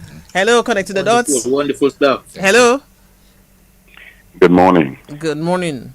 That's a deep voice. IGBL. Hey, how you doing, my boy? I'm good. I'm nice. Blessed. Nigel, how are you? Nigel is asking, how are you? Hey, I'm good, bro. Benno and Maria, man. Benno, my boy. Good to see you guys. I'm just here listening to the program and definitely very, very encouraged to see the kind of support that Stefan has from his parents. Benno and I talk all the time virtually, and he knows that I follow Stefan's progress quite closely. And I think, what they exemplified this morning is just the importance of solid parental support, just how structured, he has been from all they're saying from a very early age. And I have no doubt it's only a matter of time before he breaks onto the international senior side for the West Indies. So I just wanted to say quickly that I wanted to just encourage, Stefan to stay focused. The distractions are many in these days, but if he continues to stick to the principles that were inculcated in him from a very early age, there's no doubt that he will achieve, his goals that he has set for himself. And just be mindful that, wherever he goes, whatever he does, put God first, because importantly, a strong prayer life will definitely bring you results, and positive results. But again, I just want to, say that I'm listening, and it's an excellent program, and I'm sure that he will continue to serve as an example for those coming after him. But God bless you guys, and good to see you guys, man. Thank you. Thank you so much. Thank you. Yes, Wow. yes, thanks to my brother Mervyn Paul. Thanks. Appreciate it, man. Yeah, definitely. So, and I know the call are going to come through. I'm fast and furious as well. Stefan, I mean, you're hearing all this. So we stopped the journey at under 13. So you represented Dominica under 13, right? Yes. Were you on the under 13 team or? Yes, I did. Okay, all right. So from there you started batting. Of course, you leave the bowling for a bit while, and you started. Always opening batsman, or were you coming along in the mid? What was your position like? Was it always opening? Yeah, it was always open. Always opening. Have you? If say for example, and Bengo can chime in there too. If say for example you are, of course, in the West Indies team, and there's a need for you to bat lower down the order because of whatever's happening, is that something you're comfortable with, or the opening bats is where you feel that you have to be? Well, in this day and age, you have to be open to everything, because there will be situations where sometimes there are two other senior opening batters on the team, and you cannot open, and they want you to play. So sometimes you have to bat at 3 or 4. So I feel like being in that situation for the past couple of years, where I've played for the national senior team. That was the first time I experienced like batting at number 3, and at first I was just closed off to it. I was just like, I'm an opener, I need to open or whatever. But I thought about it, and I've been more open to batting in lower positions, because I feel like opening is the most difficult thing. I feel like if you watch the top batsmen in the world now, most of them bat from either 3 to 5. That's where the bulk of the runs are scored. That doesn't go to show that an opener cannot score a lot of runs, because we had the first crack at it. Once you get in, you could score basically all the runs. But it's been something that I have opened my mind to recently. Interesting. Nice. Let's go back to the telephone, Nigel. It's like a talking point to this morning there. Connect to the dots. Hello. Good morning to you, Ivona. Good morning, Nigel. Yes, good morning to the Pascal family. Good morning. Good morning. First of all, let me compliment the Pascal family. Why am I doing this? I know Beno and Maria have 3 children. I know they have not spoken a great deal of their first daughter, who was a superstar in table tennis. I did not mention table tennis. Yeah, the second daughter was also a great table tennis player. I think when I listen to the program, I should say though to Ivona, I'm glued. I am actually doing some landscaping, and my vehicle radio is on. And I was intrigued to call. Because Beno missed 2 things. One, I remember having a conversation many years ago with Beno, and Beno had 2 intentions. One, that he wanted to beat the age of Lucas Sebastian making Dominica on the 19 team. His son almost made it when COVID came. Remember that, Beno? Yeah. and Beno, that was Beno's dream. Beno studied his son, I think, if I remember, he told me very true, at 3 years, really getting him ready for the next 10 years, 12 years. Because look at Sebastian was mid Dominica side, I think, at a very early age, maybe about 15, right? Or 16, right? Beno?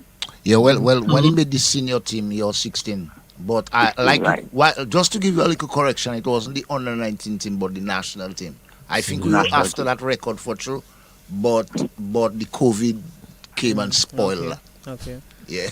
Right. Yeah. And he said at the Windsor Park, I'll never ever forget that conversation with Ben. Ben sometimes can be loud and chatty. Yeah. You hear Ben talking about my son must make the West Indies side. And if you watch well, there's no other good cricketer like Ben, like my son, Stefan. They have a nickname calling him. AG. And AJ. AG, yeah, he didn't say Stefan, AG. At his age, there's no good cricketer like AG. Boy, that's And you dangerous listen, what you say there. you listen in, and you say, Beno, I know you have a lot of chats. You do not know what's happening in the rest of the region. But what really instructed me was when he said, my son will be the captain of the West Indies side.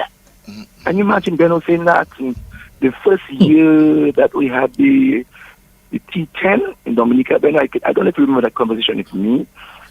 On the southern side of the park, close to the players' pavilion.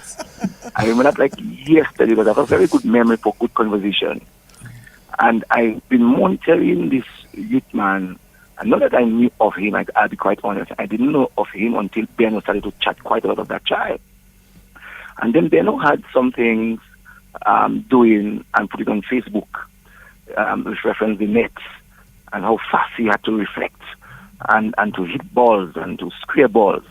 I saw last one where, and then I remember I sent a message to him where he was teaching his son how to sweep, and how to reverse sweep. And Beno wasn't doing that in minutes. He was doing that in seconds. And the son was able to master that. And I said, wow. But the story behind this is, Beno, you were correct. Your son became the under-19 team captain. And in both cases, I should say that you have won. Victory is yours. I want to say to Stefan that you are on a good path. Normally, young guys your age get excited and get boastful. Don't get like your father, please. I'll appreciate that. Stay humble as you can. Because when that happens, the general public will see you of a greater kind.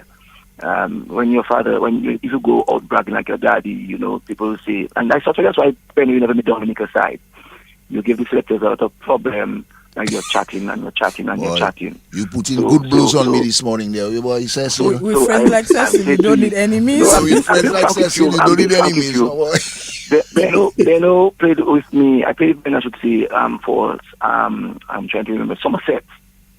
And Beno was a real good, and is a real good cricketer. He understands the game very well. And I want to say to his son, I know that you should not adhere to other coaches, but I want to tell you, your prime coach, your number one coach, your premier coach should be Beno. I went to school together with his brother, that is David, and David himself had a passion for cricket. And I can imagine if David was wrong, how much a greater cricketer that you would have been. So I just want to wish you well.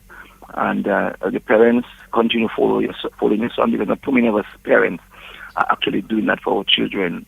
And if we do that, like what you are doing, I'm sure that our children will be better children for tomorrow. So thanks again for listening, and then continue helping your son to the highest level. Thank you. All right, thank you, Nigel. I like what you said at the end, in particular, about parents and their children. Yes. But go ahead. Yeah, just to put a little, put that in perspective, what the last caller said. It was actually Stefan sentiment that probably I was echoing in the conversation with the caller. With Cecil, yeah. So Stefan was in fourth form, and we as a family, because we see the talent, we see the talent that was like showing itself, and we made a plan as a family to send Stefan to a cricket school in England. So all the plans were to do not let that talent just fall through the cracks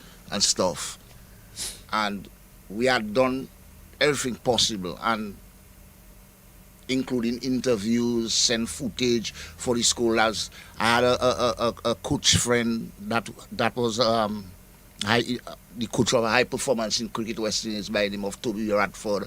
He actually got, through his links, got information about Bradford College in London to have Stefan. It's a cricket school where they do like they do 12 hours of school and 8 hours of academics and all that. And Stefan was very much poised to go there. And while we were, like, he's in fourth form in SMA, and we just waiting when he do his last year in high school graduate, then he go to England. But he's talking to his sister. He's our second daughter. They are very, very close.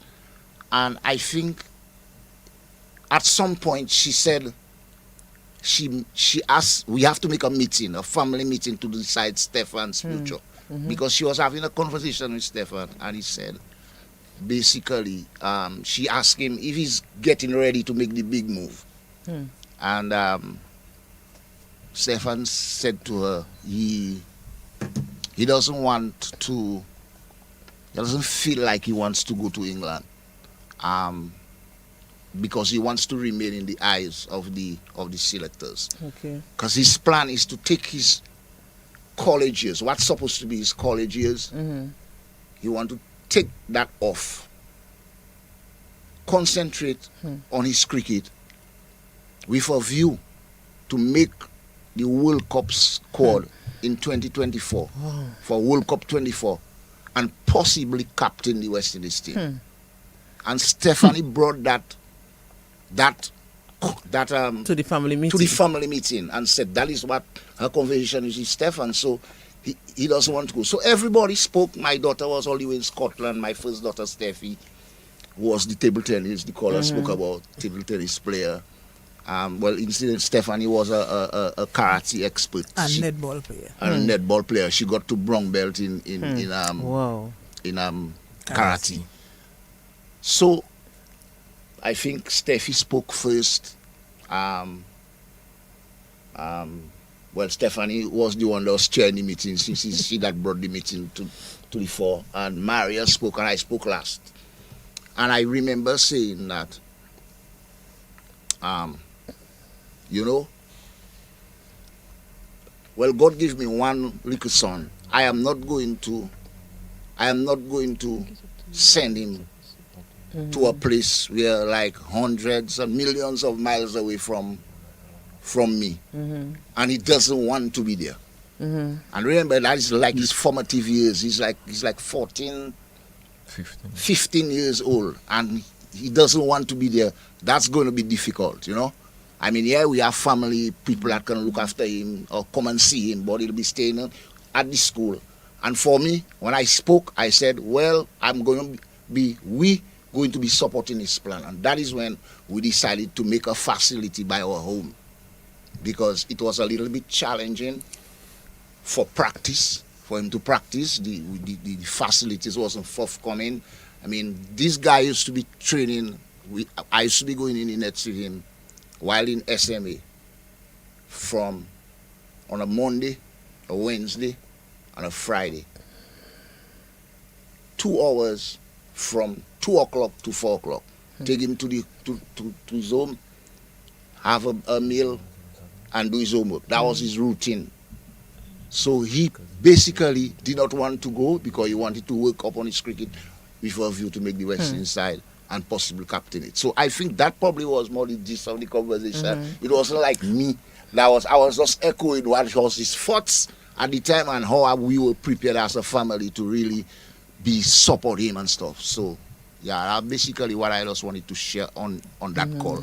But Stefan, give us your views though on that tight family support that you have, support of family. Well, how well is this working for you? Well, we can see it, but from your own, your own standpoint, share with us, how this has worked for you and continues to work for you.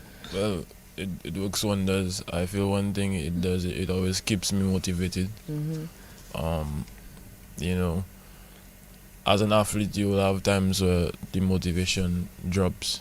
I mean, that's natural, because obviously you'll go through rough patches and you go through times of adversity, basically. And I feel like the family support is what that keeps on pushing me through. Not to say that if I didn't have it, I wouldn't have that same motivation, but I feel like it gives me an extra motivation.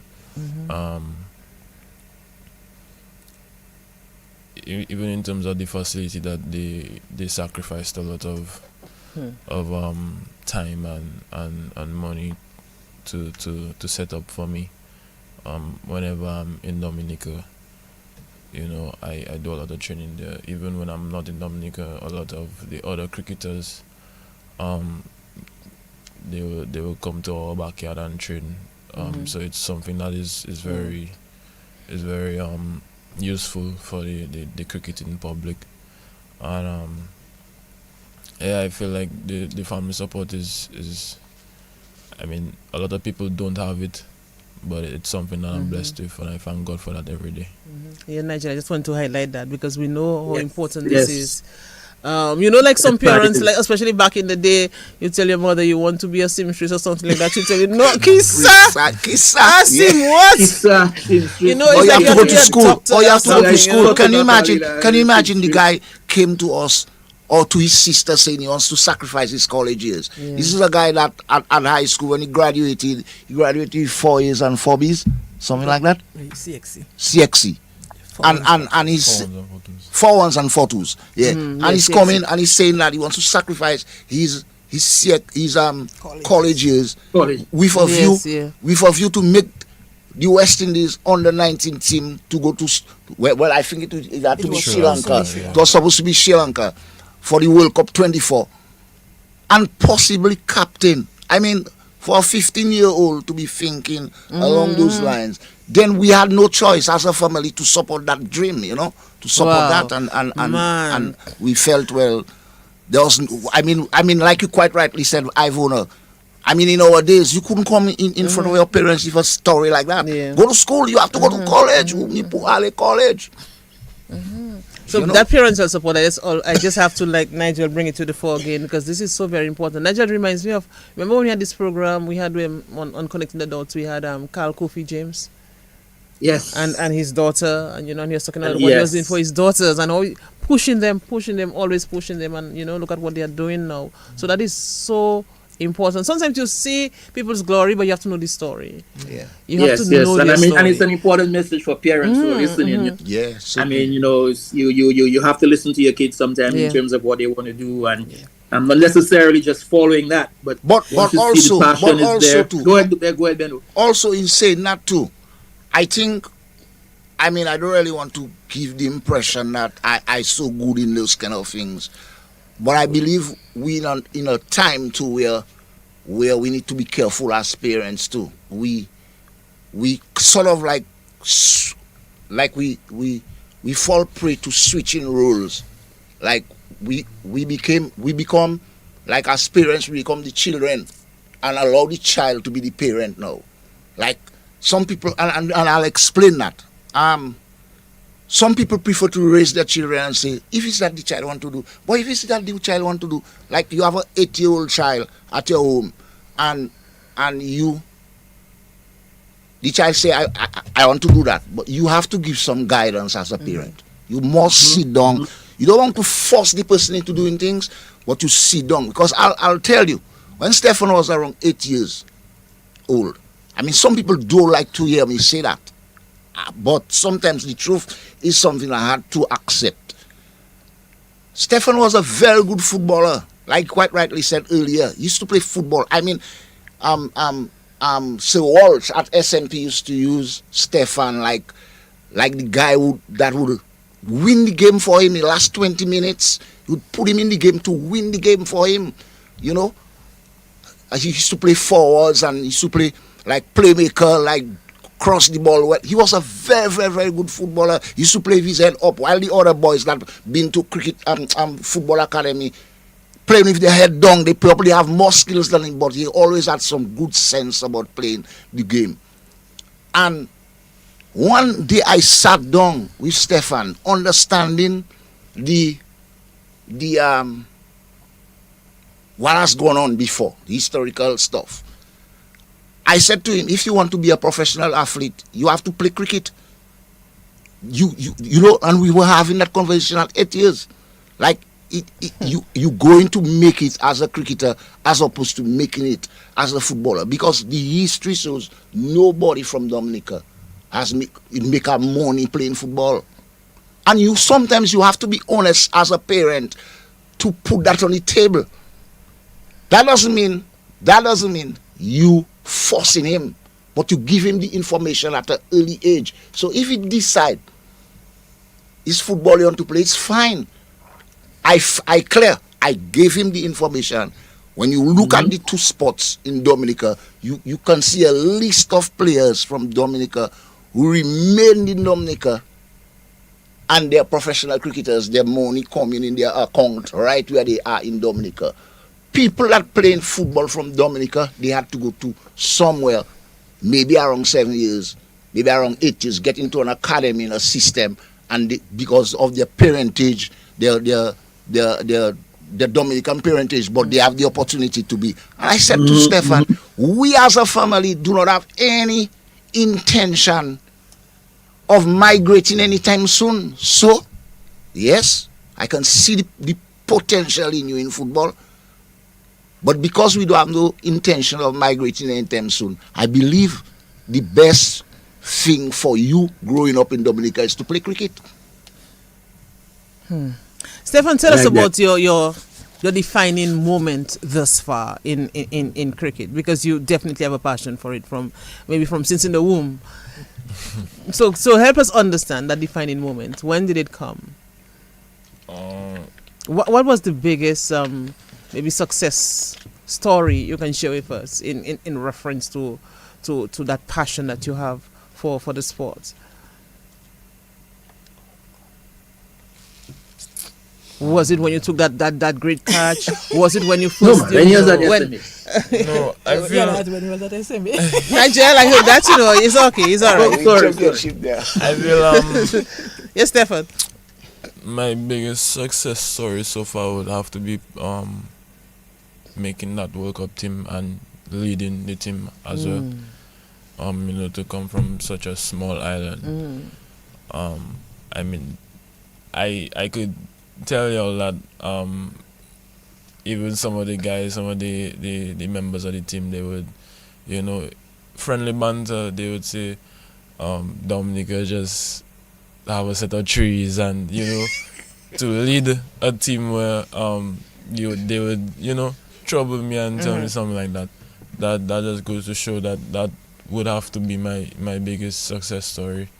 I mean, even after that friendly banter, they would respect me the same way. They would allow me to lead them, and I was very thankful for that. So whilst you were honing your skills as a cricketer, you also had that leadership thing in you. Yeah, I feel that came from very young.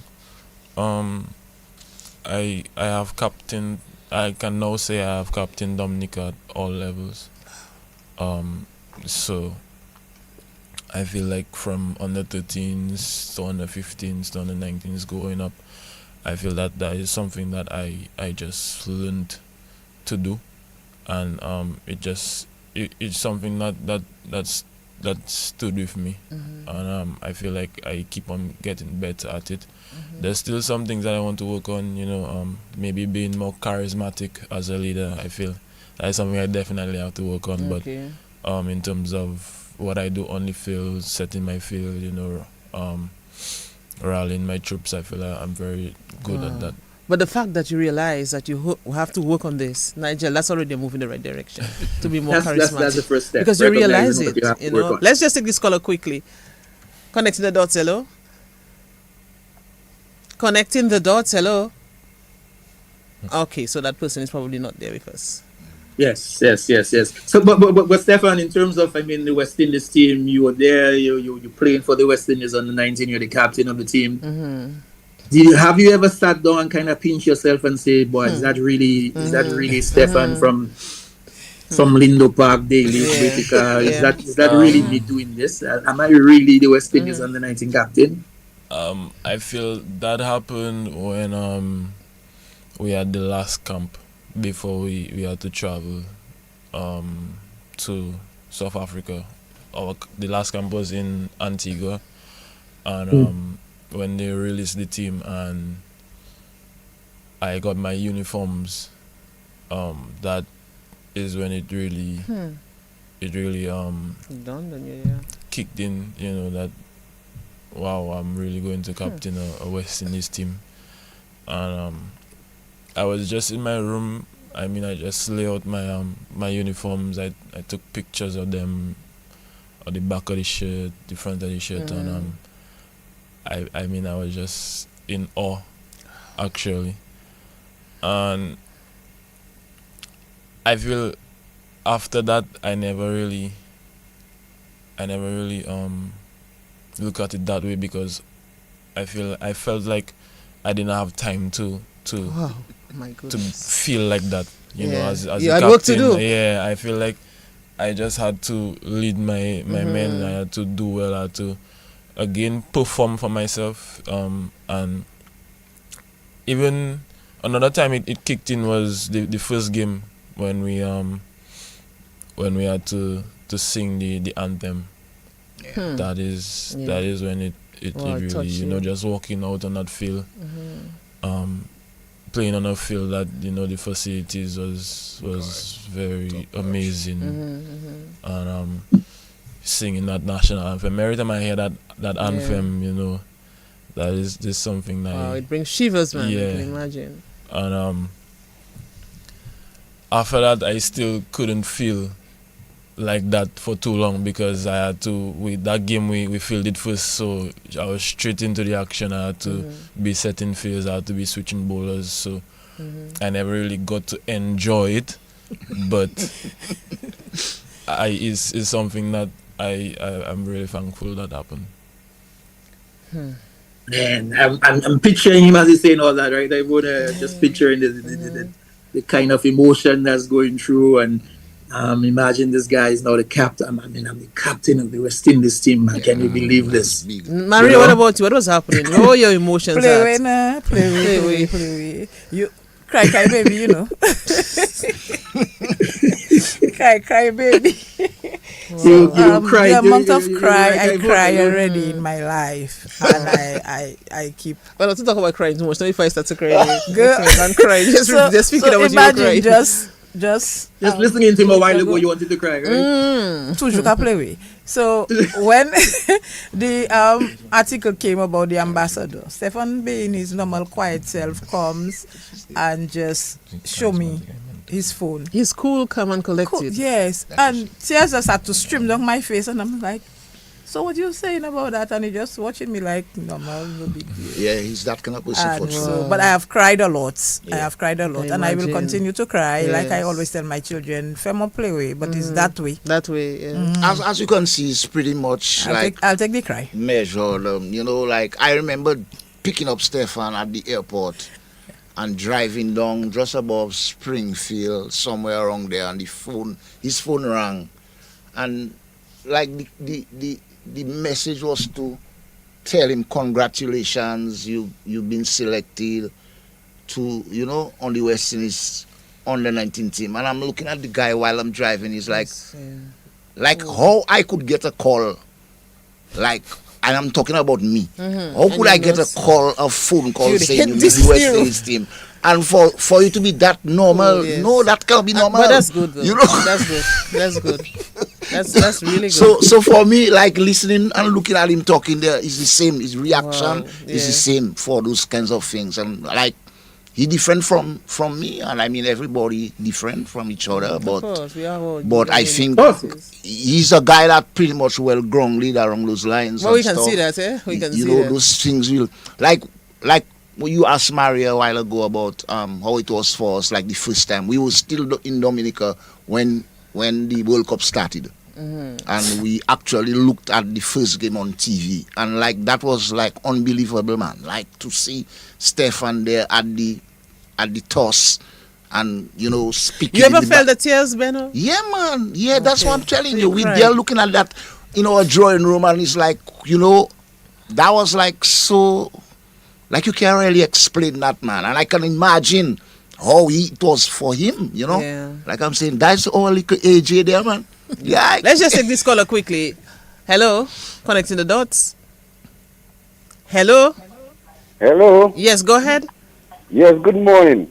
To you as Good well. morning to the panel. Hi. Good morning. Good morning. Yeah, go ahead. Hello. I don't know. Something is happening. Hello. Yeah. Okay, so we lost that person. Stefan, do you dream cricket? Do you play cricket in your dreams? What's happening when you sleep?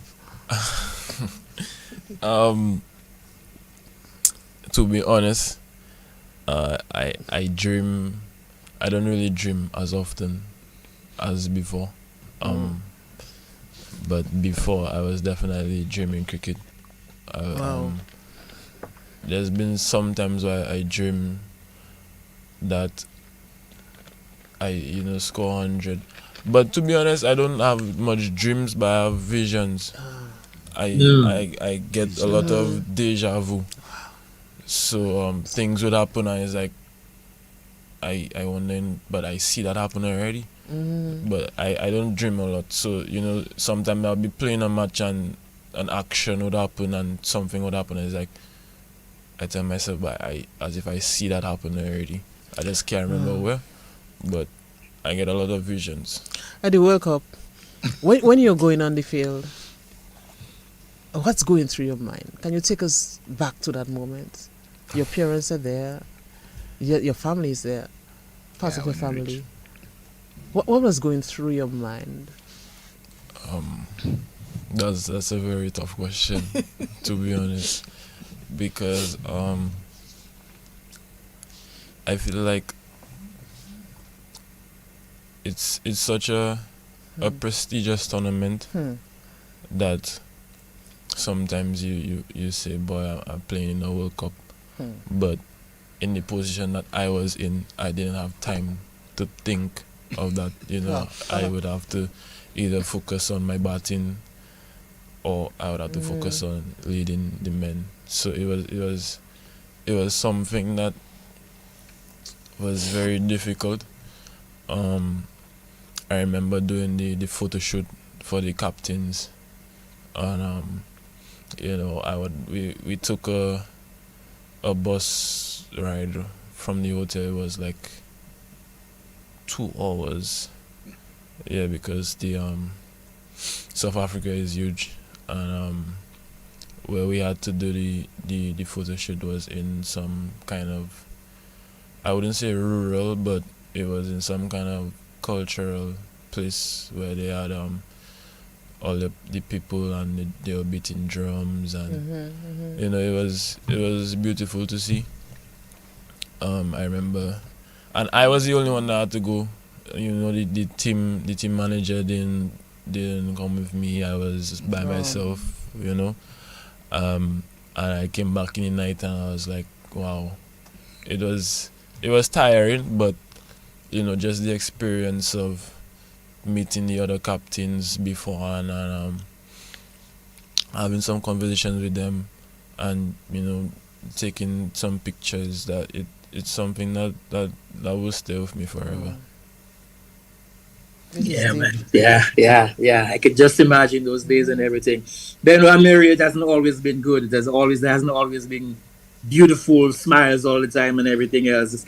I'm sure there's been some sacrifices you guys had to make to ensure Stefan is where he is today, right?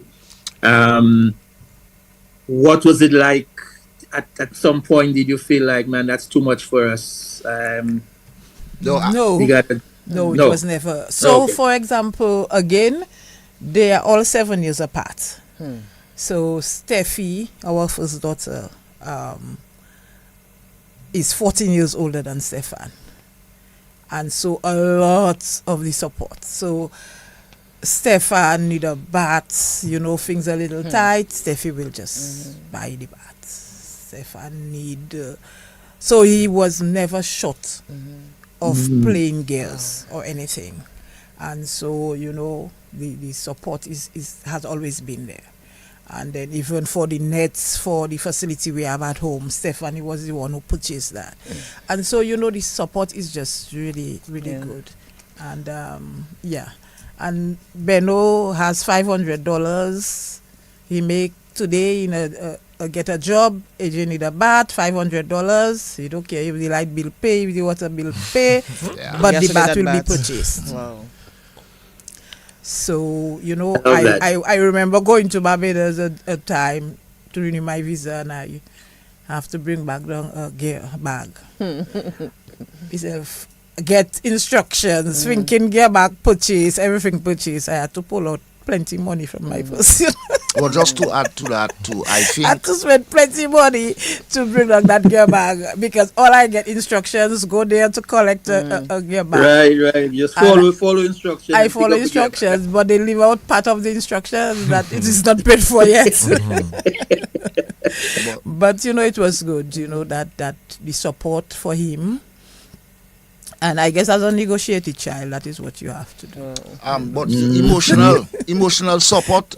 I remember in 2023 must have been in my memory the most difficult year for Stefan in terms of cricket. I don't know what was the real reason.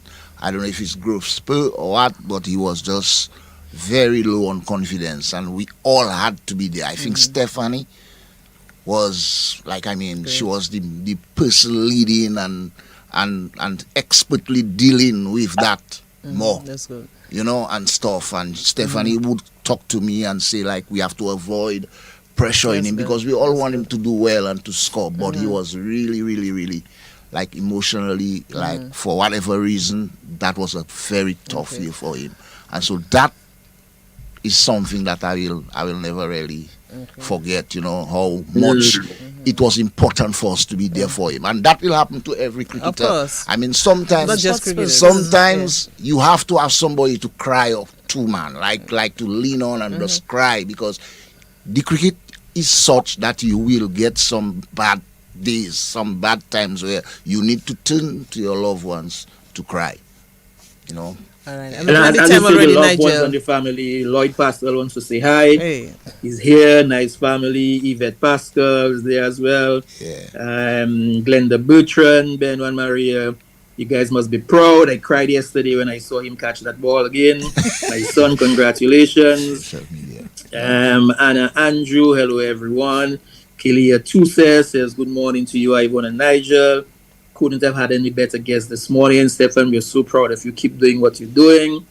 All the congratulations and everything. Stefan, that catch. I don't know why that catch on my mind, man. I don't know what is it about that catch, man. And you saw it coming. How did you position yourself? Excuse me? You saw it coming. Tell us about that moment. Okay. How you position yourself to take this catch and all that. Well, I'm a person that, in terms of catches, I rather flatter catches or catches coming to me faster instead of the high ones. My good friend Alec Athanazi always says I don't like to think, so in terms of high catches I have way too much time to think and judge and do too much, so I rather the ball traveling to me faster. In that moment, that is why I would feel that position, either that position or just to the side of it, where the ball would get there quicker and you have to have good reactions. In that moment, we really needed a wicket because a partnership was growing, and that was the Super 8 game. Yeah, that was the last Super 8 game, so we had to win that game to qualify to the next round, because the tournament was one in which it was difficult. We only lost one game and we ended up getting a no result in that game because a lightning storm, and then rain came after, and we had to unfortunately end up being knocked out of the tournament. So in that moment we needed a wicket, and I honestly felt like the energy wasn't there as opposed to all the other games. The energy that the team had in the field, it wasn't there, and I don't know if I was over exaggerating, but I was like trying to cheer the guys, and they were like still there, and they were telling me like to relax and whatever. So I just relaxed as they told me to. I went to my position, and then I brought back that bowler on Ton. He's our fastest bowler. Then I don't know how I reacted so fast, because that is something that you don't really react to as quick as that, because he tried to play the ball on the other side of the wicket. Yeah. He tried to play the ball on the leg side, and it took a leading edge. And I just, as soon as it happened, I knew exactly where the ball was heading. So I just took 1 or 2 steps to my left, and I just dove. I just dove, and that was it. Yeah, I was going to dive with one hand, because normally when I dive to my left, I dive with my right hand. That's not natural, but I dive with my right hand across my body. But then I say, you know what? While I in the air, I say, you know what? Let me just get 2 hands to it and keep it simple, because it was already one where I had to make a lot of ground. I had to cover a lot of distance on. So I say, you know what? If I actually get there, let me keep it simple. So I stuck out 2 hands, and the ball just stuck. See, Maria, when he was diving on the tile and when Ben was throwing the ball, it paid off. It paid off. Yeah. Did you hear the applause? The amazing thing about that catch is he was wearing a shades, and it never a sunglasses, and a floppy. You know, the Richie, famous Richie right. floppy. And that never place. shift from the guys. So imagine seeing that live. So you know the scream. Yeah, man. I mean, Pan Man was with us during that time. I mean, Pan Man. Pan Man is commenting on that post there, on that catch, that video there, and he's saying, "I remember." Wow. Yeah. So Stefan, what happened next? You heard the crowd and what? What you told yourself? I mean, I just roll over. Wow. I threw the ball up. And then I was just, if you could go and watch the video back all now, I was just dead serious. I was dead serious, because like I said, you want to continue your game. No, not only that, but like I said, I was already annoyed at the fact that the energy wasn't up in the field. So when I took the catch, it's like I was and back to business. Yeah, I was still trying to get the men, like I was still trying to get the energy up. So I feel like even that too, it contributed to the fact that I did that. I feel like if I was normal, maybe I would just let that ball pass to third man. They'll get one.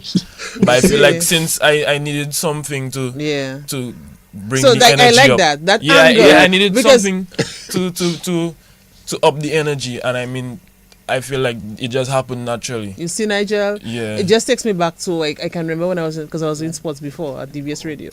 And there was this cricketer, Nigel. Was it Viv? Which one?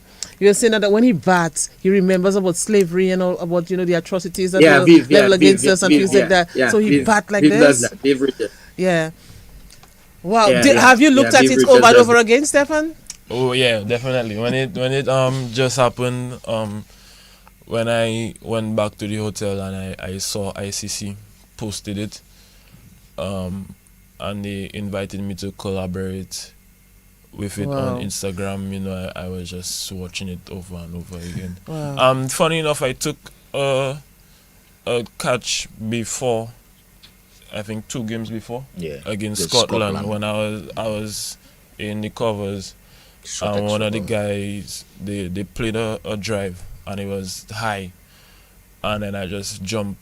I just took off with one hand at first, and then I brought the other hand to just cushion it, and they posted that as well. So it almost happened like I was just taking brilliant catches. See that deja vu thing he mentioned about? Yes, taking brilliant catches.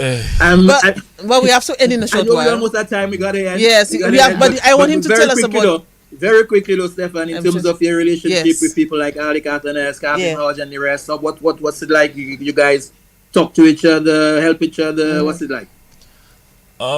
We definitely talk to each other. Okay. Not over the phone as much, but whenever we see, we have a lot of conversations. Nice. Kavem is somebody I grew up seeing him play, in Cavaliers, and so he always has that kind of big brother role for me, You know, whenever we meet and we play together, it's always something I enjoy.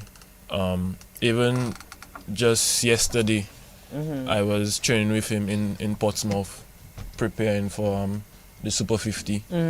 So and we had a very good training session. It was very intense. Alec is somebody that passes a lot of knowledge.